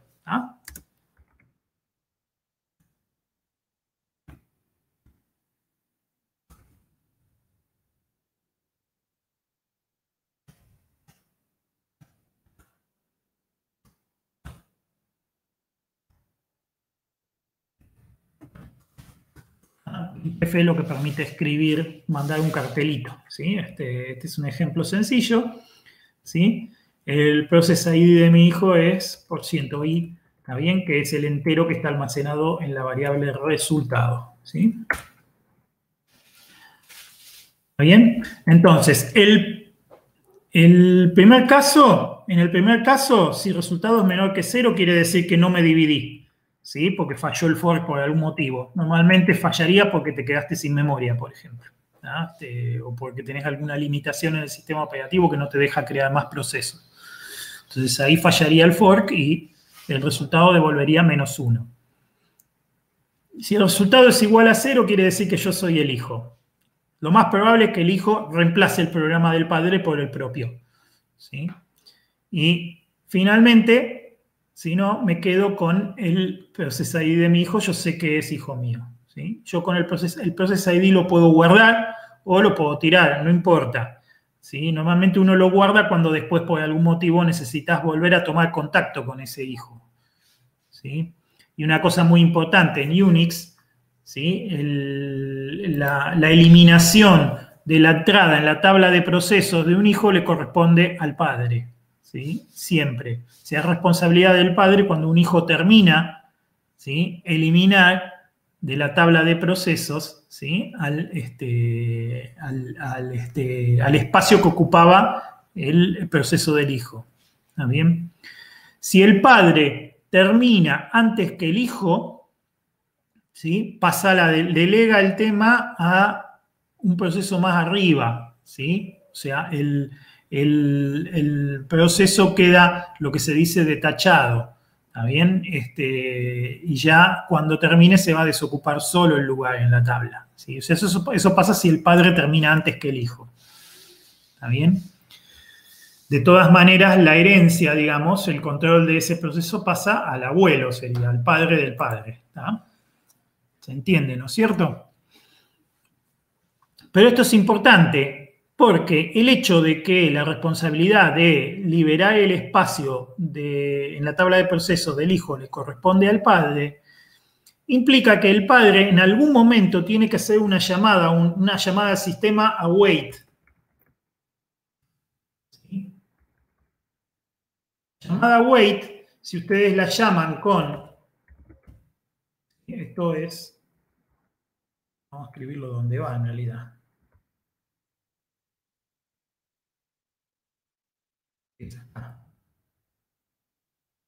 ¿Sí? Ustedes acá hacen algo. Antes de terminar su programa, antes de que el padre termine, debería hacer un wait del hijo. ¿Sí? Si el hijo todavía no terminó, tiene que esperar a que termine.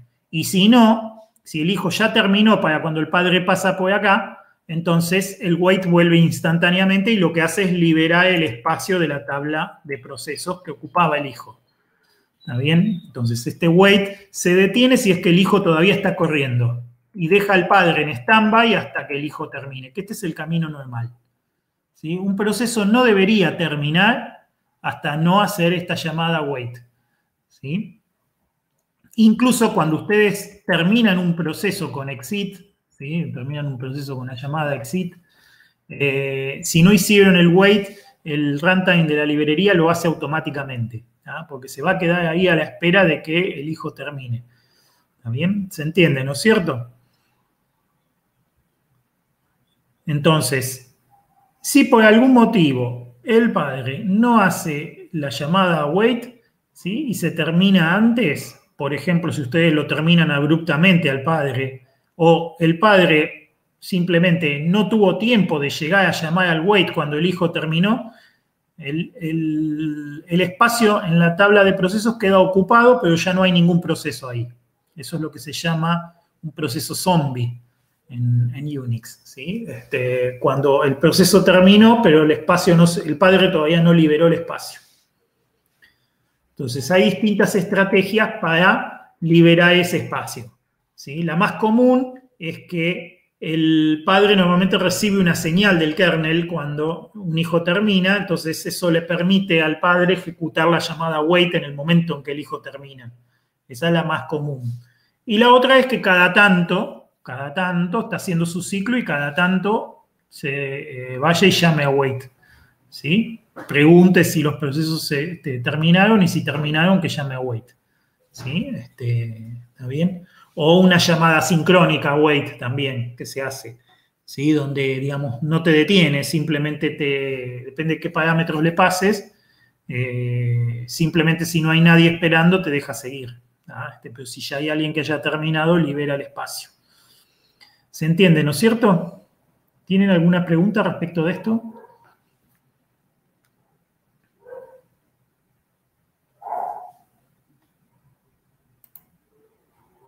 No, ninguna. Bien, gracias Lucas. Lucas, los dos Lucas. Rosario, bien. Eric, Agustín. ¿Por dónde andas, Agustín? Bien, perfecto. ¿Quién me faltó? Juan Ignacio. Juan Ignacio, ¿tenés alguna duda?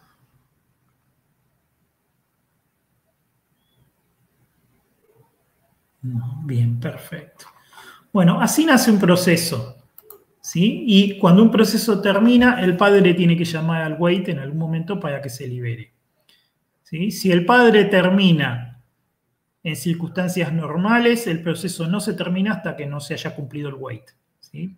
Y la llamada wait normal detiene la ejecución, o sea, por eso se llama wait, ¿sí? Que en inglés quiere decir esperar, porque detiene la ejecución del proceso padre hasta tanto el hijo libere, hasta tanto el hijo termine, ¿sí? Bien, perfecto. Si entendimos esto, entendimos bastante bien el concepto de procesos, ¿sí?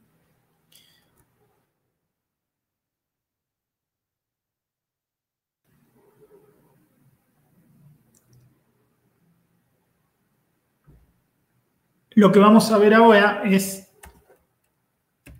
el mecanismo más simple de IPC, ¿sí? Comunicación entre procesos. Interprocess communication, ¿sí? Comunicación entre procesos en castellano, ¿sí? El mecanismo más simple de IPC es el mecanismo de señalamiento. Signaling en inglés. Señalamiento. Ahí está. ¿Sí? O signaling en inglés. ¿Sí?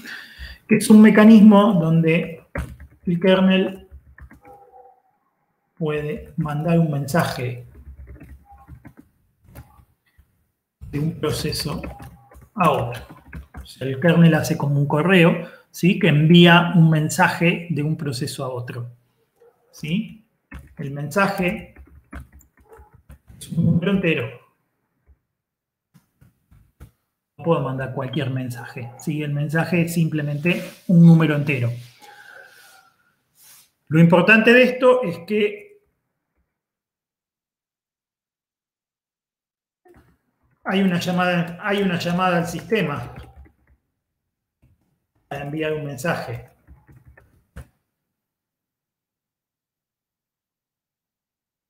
Y los procesos pueden decidir qué hacer cuando llegan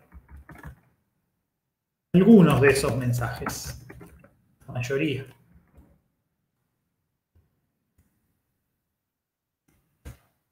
¿No? O sea, la mayoría de los mensajes, ¿sí? Cuando un proceso los recibe, puede decidir qué quiere hacer con ellos.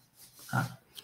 Algunas señales no son atendibles, ¿sí?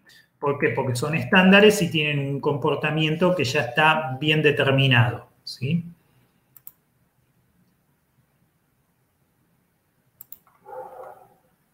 Miren. La llamada al sistema para enviar mensajes llama en Unix kill, ¿ah? Que en inglés quiere decir matar, y el nombre viene del hecho de que es el uso más común que se le da al envío de señales. O sea, la señal normalmente se envía para pedirle a un proceso que termine, ¿sí? Por eso el nombre de la llamada al sistema, ¿ah? Que quiere decir básicamente matar, ¿ah? Normalmente solo se puede enviar una señal a un proceso propio, excepto el UID0, root, que puede mandar señales a cualquier proceso. Esto es la directiva de seguridad de Unix, ¿sí? Uno no puede enviarle una señal. ¿Se imaginan que si pudiera enviarle una señal a cualquier proceso haría un destrozo, ¿sí? Entonces solo se puede enviar una señal a un proceso propio, ¿sí? Excepto los procesos que corren con UID0, que son los procesos de root, que esos le pueden mandar señal a cualquier proceso. Hay un comando normalmente que se llama kill, que utiliza la llamada al sistema kill para mandar el mensaje. ¿Tá? Y eso es lo que ustedes usan cuando ejecutan el comando kill en una shell. ¿Sí? Entonces, existen señales comunes, conocidas, ¿sí? Consensuadas. Y existen otras que son de libre uso. O sea, si ustedes están programando, ustedes pueden decidir atender la señal que quieran. ¿Sí? También existen manejadores por defecto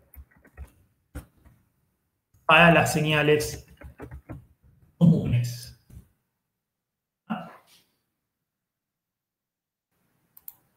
Un manejador es una función o procedimiento que se ejecuta automáticamente al recibir la señal. Eso es un manejador. Es una función o procedimiento que se ejecuta automáticamente al recibir la señal. Funciona muy parecido a una interrupción, ¿sí? ¿Recuerdan cuando estudiamos interrupciones? Este concepto es muy parecido. Yo programo una función y ya la dejo instalada para que en el momento en que llegue una señal se ejecute automáticamente esa función. O sea que desde cualquier punto del programa, ¿sí? Automáticamente se puede interrumpir y ejecutarse esta función o procedimiento. ¿Ah? Los manejadores por defecto habitualmente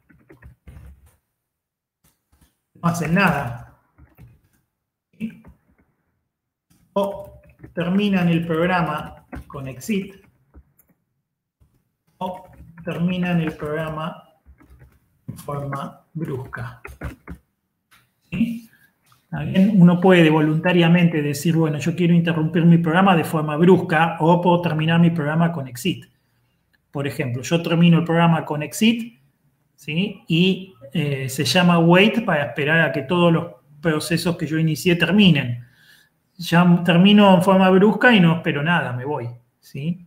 Si tengo que cerrar algún archivo, cuando yo llamo con exit, ¿sí? Y no cerré los archivos yo explícitamente durante el programa, en el momento en que se ejecuta el exit, se llama el cierre de todos los archivos, se bajan todos los buffers, todo a disco. ¿Sí? Si lo llamo en forma brusca, entonces no, nada de eso se hace y puede ser que se pierdan cosas porque quedaron sin bajarse a disco. ¿Ah? ¿Se entiende, no es cierto? Y el manejador que instalo yo normalmente debería comportarse de una forma razonable para las señales conocidas y en las señales que no son conocidas yo puedo hacer lo que quiera. ¿Ah? Normalmente para las señales no conocidas el manejador por defecto no hace nada. ¿Sí? Para las señales conocidas donde se espera que se termine el programa o se termina con exit o se termina en forma brusca dependiendo de cuál sea la señal. ¿Sí? Y existen unos pocos casos donde no se llama ningún manejador. ¿Ah? Y después los vamos a ver. O sea, hay casos donde directamente el kernel hace lo de él y no, el proceso ni se entera. ¿Sí? ¿Bien hasta acá? ¿Alguna duda, alguna pregunta?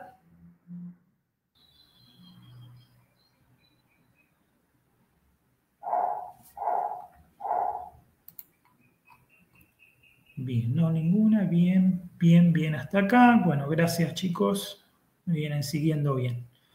Bueno, perfecto. Siempre detengan a preguntar si hace falta. Bueno, vamos a ver las señales más comunes. ¿Sí? Las señales más comunes. Yo voy a usar mi ayuda a memoria. ¿Sí? Que es la línea de comando que tengo acá al lado mío. ¿Sí? Así les muestro las señales más comunes. ¿No?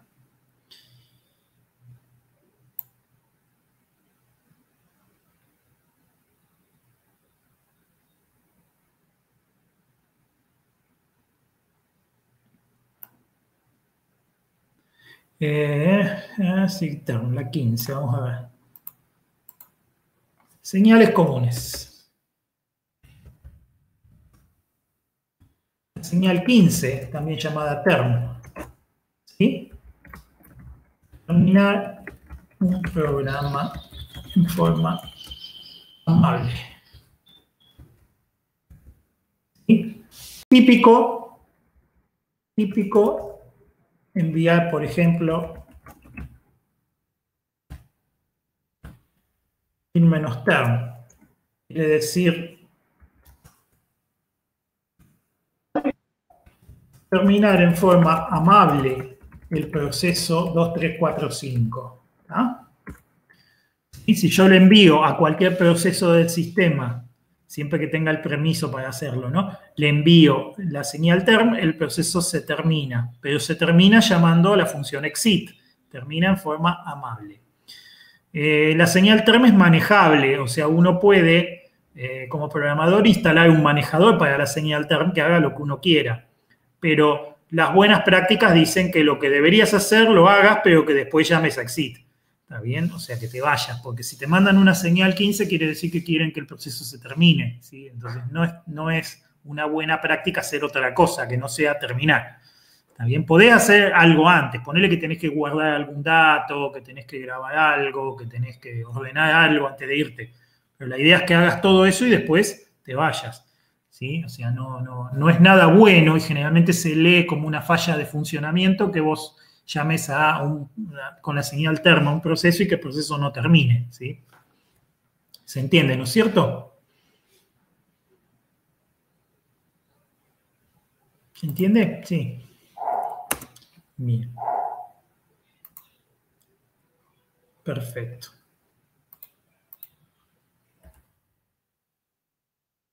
Otra.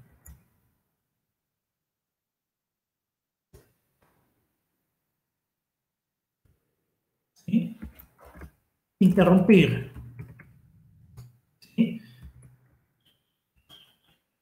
Es lo que pasa cuando se aprieta control C. O sea, si el programa está controlando una terminal, ¿sí? Y en la terminal alguien aprieta el control C, ¿sí? Lo que va a pasar es que el programa va a recibir, ¿sí?, la señal 2. ¿Ah? El manejador por defecto de la señal 2 cierra, ¿sí?, pero hace un cierre rápido, no baja los buffers, o sea, es un cierre, ¿sí?, es un cierre muy rápido. Eso es por defecto. Ustedes pueden, si quieren, cambiar el manejador para que, por ejemplo, haga un cierre más detallado, más cuidadoso, o incluso pueden configurarlo para que no lo cierre y haga otra cosa. ¿Sí? La señal de interrupción, digamos, no está tan fuertemente asociada a terminar, ¿sí? Está más asociada a interrumpir. O sea, si el proceso está haciendo algo que ustedes no quieren que haga, normalmente aprietan control C, ¿sí? Entonces, la interrupción por defecto es me voy y dejo todo como estaba, ¿sí? No me dedico ni a cerrar nada, simplemente me voy. Pero ese es el manejador por defecto. Ustedes pueden manejar esa señal y decirle que haga otra cosa. Por ejemplo, el shell, si ustedes aprietan control C sobre la línea de órdenes, lo que hace es limpiar el buffer de la línea de órdenes y darles una entrada nueva para que empiecen a escribir de vuelta, ¿sí? Y eso también es una interrupción. Estaba escribiendo un comando, no me gustó cómo quedó, apreté control C. No estaría bueno que se cierre el shell cuando aprieto control C. No, en vez de eso, ¿qué se hace? No, simplemente se borra lo que yo estaba escribiendo y me dejan un comando nuevo para que pueda seguir. ¿Ah? ¿Se entiende, no es cierto? La semántica es distinta que la del term. ¿Ah? ¿Queda claro?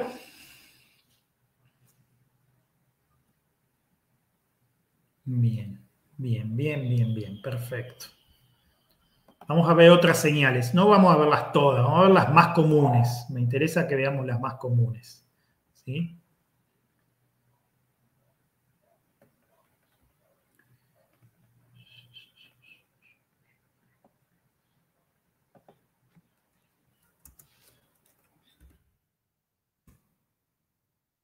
Quit, ¿sí? Este también es terminar, ¿sí? Está asociada a control barra para atrás. No sé si la conocen, esta no es tan común, ¿sí? las terminales habitualmente está asociada al control barra invertida, ¿sí? Y también es una forma de decir que querés terminar, ¿sí? Un proceso. Y el manejador por defecto de quit también termina. Lo que no me acuerdo si termina amablemente o termina. Me parece que hace lo mismo que el int por defecto, ¿sí? O sea, termina rápido, ¿no? Pero ustedes le pueden decir que haga otra cosa.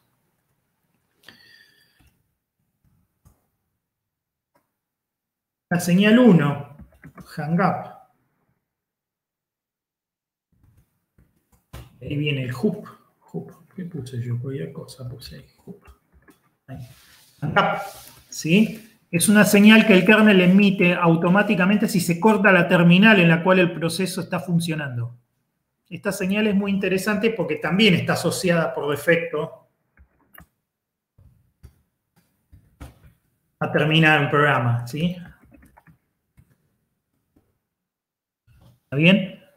Pero tiene otros usos, ¿sí? Por ejemplo, el shell, si recibe una señal hang up, se la propaga a todos los hijos, cosa que no hace con las otras señales, pero con esta lo hace. O sea que si ustedes mandan un hang up a un shell, el shell se termina, pero antes de terminarse le manda el hang up a todos los hijos, que si tampoco tienen un manejador configurado, también van a terminar todos, ¿sí? ¿Se entiende? ¿Por qué? Porque, bueno, se supone que es lo natural hacer si por algún motivo la conexión con la terminal se corta. Por ejemplo, en los emuladores de terminales modernos, porque las terminales antiguas, ¿sí? Se cortaba el cable, digamos, y listo, se cortó la terminal. Pero en las máquinas modernas ustedes tienen emuladores de ventanas, de terminales que corren en ventanitas, como el Xterm, ¿sí? O el Gnome Terminal, o el LX Terminal, o el que sea que están ejecutando. Cuando ustedes aprietan la X para cerrar la ventanita, ¿sí? El sistema asume que es un hang up y manda hang up al shell que está ejecutándose adentro de la terminal y que lo propaga a todos los hijos.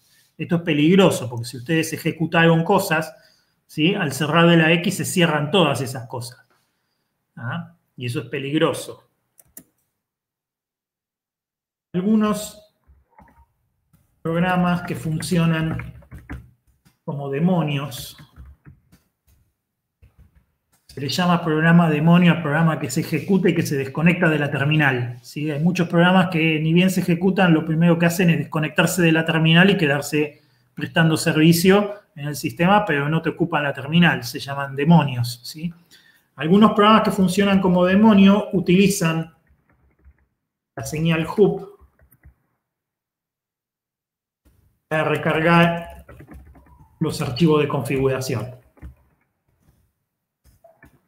Esto es importante porque te ahorra el reinicio, ¿sí? O sea, hay muchas cosas, muchos procesos que reiniciarlos es muy costoso. Entonces tienen esta opción de decirle, bueno, mandale la señal hang up, kill-hoop, ¿sí?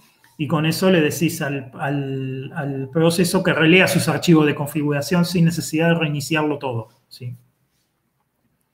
Es una cosa muy interesante también.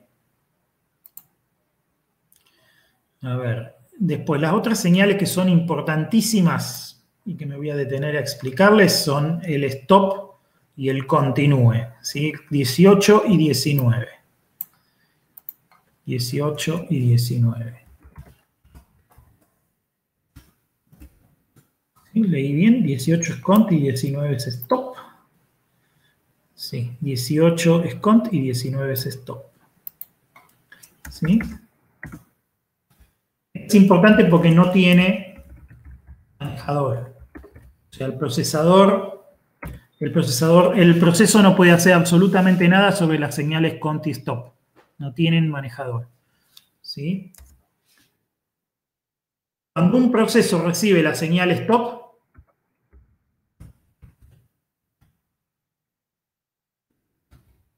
el proceso es eliminado, no, es quitado, no eliminado, quitado de la cola de listos. Eso quiere decir que ese proceso no recibe más CPU, ¿no? Lo pone como un costado, ¿sí? El sistema operativo lo pone afuera de la cola de listos, lo saca de la lista de procesos que van a competir por la CPU, ¿no? ¿Qué quiere decir eso? Básicamente que se congela el proceso, Ustedes le mandan un kill menos stop a cualquier cosa y se congela. No se mueve más, se queda ahí quietita. ¿Sí? Para que el sistema operativo lo vuelva a meter en la cola de listos, le tienen que mandar la señal cont. Y ahí continúa, sigue desde su lugar. ¿Sí? Normalmente, en la mayoría de los casos, ¿sí?, esto no debería afectar al proceso. Que le mandes un stop y después un cont no debería afectarlo en nada. Pero existen algunas llamadas al sistema que se llaman no interrumpibles, ¿sí?, que si yo le mando un stop durante una llamada no interrumpible al sistema, cuando hago el cont, normalmente lo que parece es que la llamada al sistema falló. Si el programa no atiende eso, podríamos tener una falla por mandarle stop a un proceso. Pero son muy pocas las llamadas al sistema que tienen esa modalidad, ¿no? Que si las detengo y las rearranco, ¿sí? Algunas se llaman no interrumpibles, que directamente no se pueden detener. O sea, yo puedo detener el proceso, pero la llamada al sistema continúa su ejecución, ¿sí? Porque no se puede detener. El proceso se congela ni bien la llamada al sistema vuelve. Y hay otras que sí son interrumpibles, pero que si las interrumpo, cuando vuelvo, fallan. Ahora sí lo dije bien, es así. ¿Ah? Las no interrumpibles no se pueden interrumpir. Entonces, si yo le mando stop, por más que le mande stop, la llamada al sistema continúa su ejecución y cuando termina su ejecución, ahí se detiene el proceso. Y la llamada al sistema interrumpible, si la interrumpo, dependiendo cómo sea la llamada al sistema, normalmente cuando le tiro el cont me vuelve fallada. ¿Sí? Y ahí es donde puede haber algún problemita.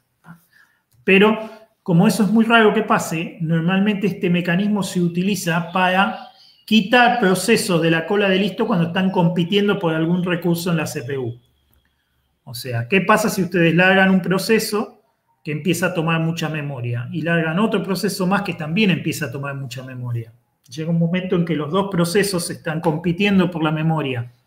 Entonces, toda la máquina empieza a andar muy, muy, muy despacio. ¿Sí? La mayoría de la gente cuando pasa eso, ¿qué hace? Reinicia la máquina, mata todo, arranca de vuelta y ya está. Ese fenómeno se llama trashing.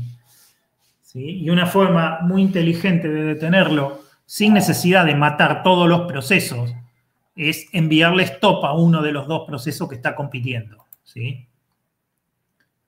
El famoso botonazo. Sí, el famoso botonazo. ¿Sí? Si ustedes administran un sistema operativo, no deberían usar esa técnica. ¿Sí? Siempre hay un mecanismo para recuperarse.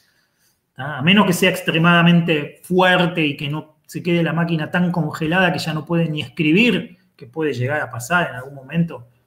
Ustedes con mucha paciencia le pueden llegar a enviar stop a uno de los procesos que está compitiendo por la CPU, por la memoria. Al enviarle stop a uno de esos procesos y sacarlo del medio, el otro proceso toma la memoria, se queda afuera, ¿sí? O sea, sus páginas terminan bajándose a intercambio, queda afuera. El proceso principal puede continuar y cuando el proceso principal termina, ustedes le mandan el cont a para que retome su trabajo. Vuelva a sus páginas a la memoria y termine. ¿Sí? O sea, cuando les pasó que dos procesos a la vez les comieron toda la memoria, ustedes pueden simplemente decirle a uno, bueno, que espere y le damos paso al otro. Sin necesidad de matarlo, sin necesidad de sacarlo. Sobre todo si es un proceso costoso y si lo tengo que ejecutar de vuelta pierdo mucho tiempo. ¿Se entiende, no es cierto?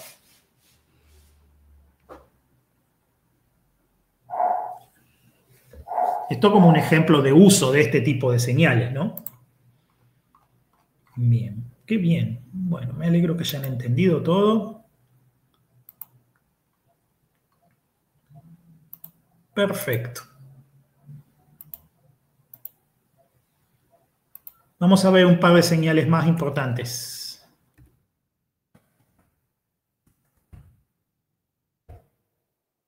Se ve. ¿Sí?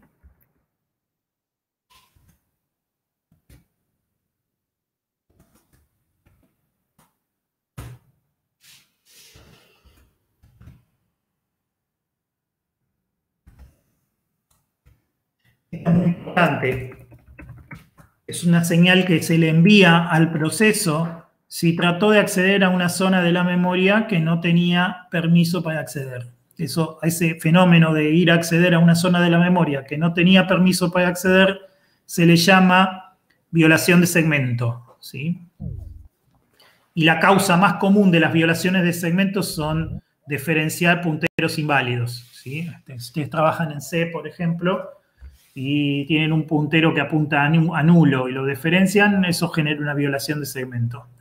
Ustedes no trabajaron nunca, en PHP no existe el concepto de puntero, ¿sí? Pero es una causa muy común. La otra es algún otro tipo de fallo, algún uso incorrecto de alguna llamada, alguna instrucción, y en algunos casos más severos puede ser una falla de hardware o de memoria, que cause una violación de segmento. El tema es que el manejador por defecto de la violación de segmento es terminar el programa inmediatamente, ¿sí?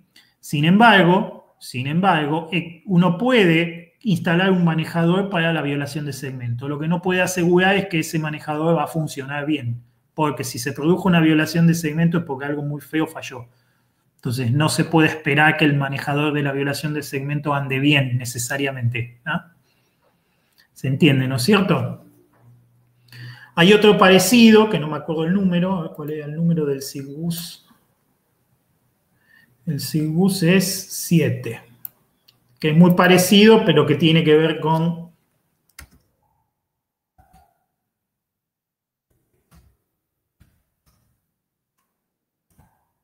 parecido, pero más intrínseco a la memoria interna.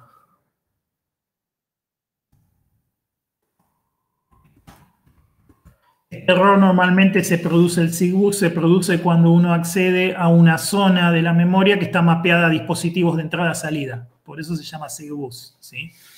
Es lo mismo, muy parecido al CGB, ¿sí? Y finalmente la última que les voy a dar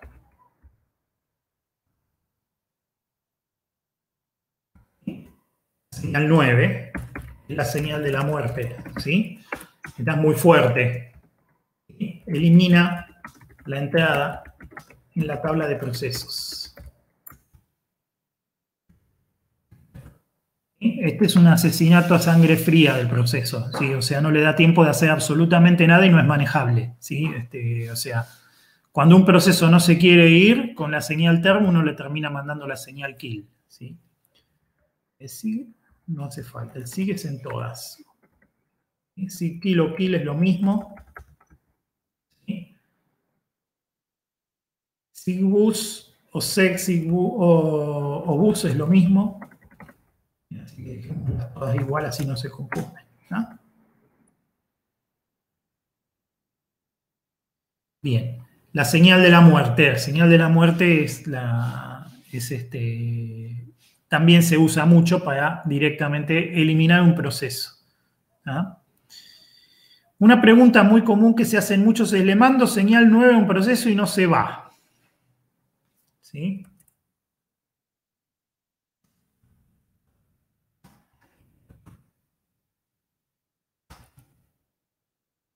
¿Por qué? Uno, está en una primitiva no interrumpible.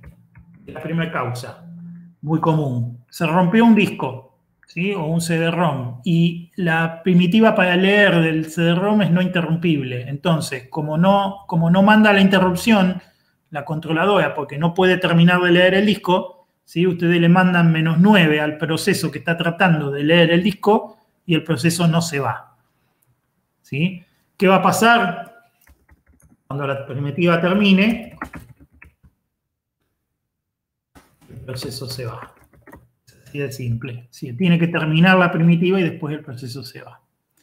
Hay algunos controladores que son muy fuertes que podrían hacer que una primitiva no termine nunca, ¿sí? Y en ese caso el proceso no se va a ir nunca, ¿sí? O sea, si no logran reproducir las condiciones que hacen que la primitiva termine, ese proceso no se va más.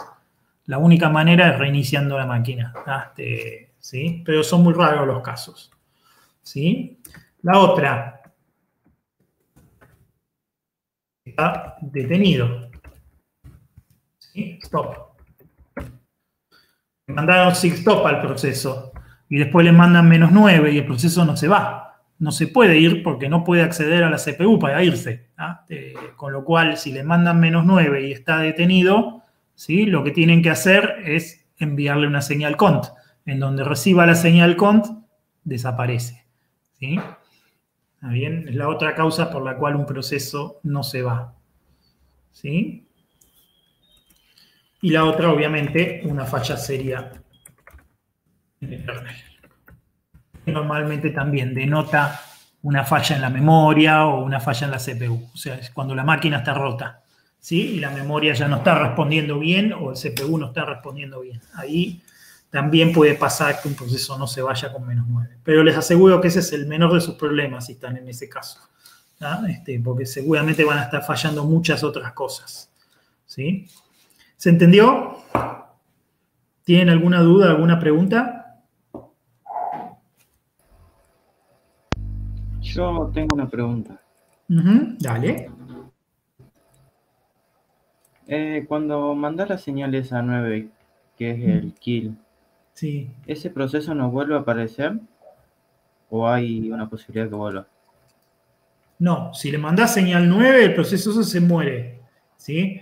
Lo que puede estar pasando es que algún otro proceso lo esté vigilando. Y si lo está vigilando y el tipo desapareció, dice, uy, se fue y lo levanta de vuelta. Hay muchos mecanismos, ¿sí? De guardianes, ¿sí? Cuando son procesos muy importantes están vigilados por el sistema operativo o por otros procesos, ¿sí? Por ejemplo, el systemd tiene un mecanismo para vigilar los procesos, ¿sí? Y existen otros guardianes así. Entonces vos le mandás el -9 y el tipo aparece de vuelta, pero si te fijas va a tener otro PID, porque no es el mismo, es uno nuevo, ¿sí? ¿Se entiende, no? Creo que iba a eso tu pregunta, ¿verdad?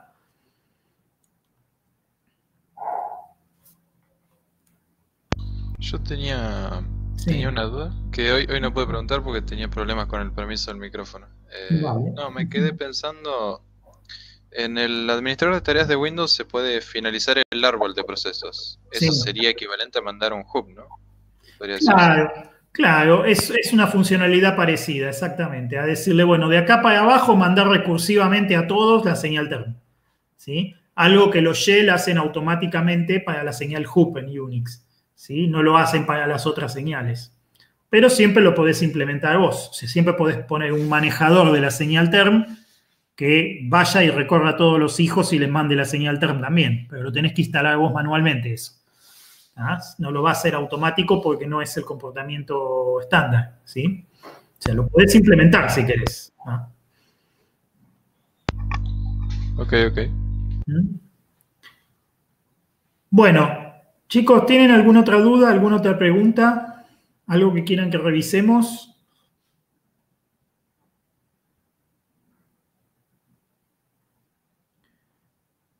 Si no tienen ninguna duda, ninguna pregunta, vamos a cortar por hoy la clase aquí, porque tengo después otra clase a las 6, ¿sí? La próxima clase, lo primero que vamos a hacer, les voy a compartir mi terminal acá y vamos a mirar un poquito los estados de los procesos, qué están haciendo los procesos, vamos a mirar el top, ¿sí? De la máquina, como para entenderlo, ¿sí? Pero bueno, ya lo dejamos para la próxima, ¿eh? Bueno, si no hay más dudas ni preguntas, por hoy terminamos la clase aquí. Nos vemos el lunes que viene, Dios mediante, y lo primero que vamos a hacer es eso. Si ya me olvidé para el lunes que viene, me hacen acordar ustedes. ¿De acuerdo? Muy bien, muchas gracias, chicos. Nos vemos la semana que viene, Dios mediante. Perfecto, muchas gracias. Adiós. Adiós.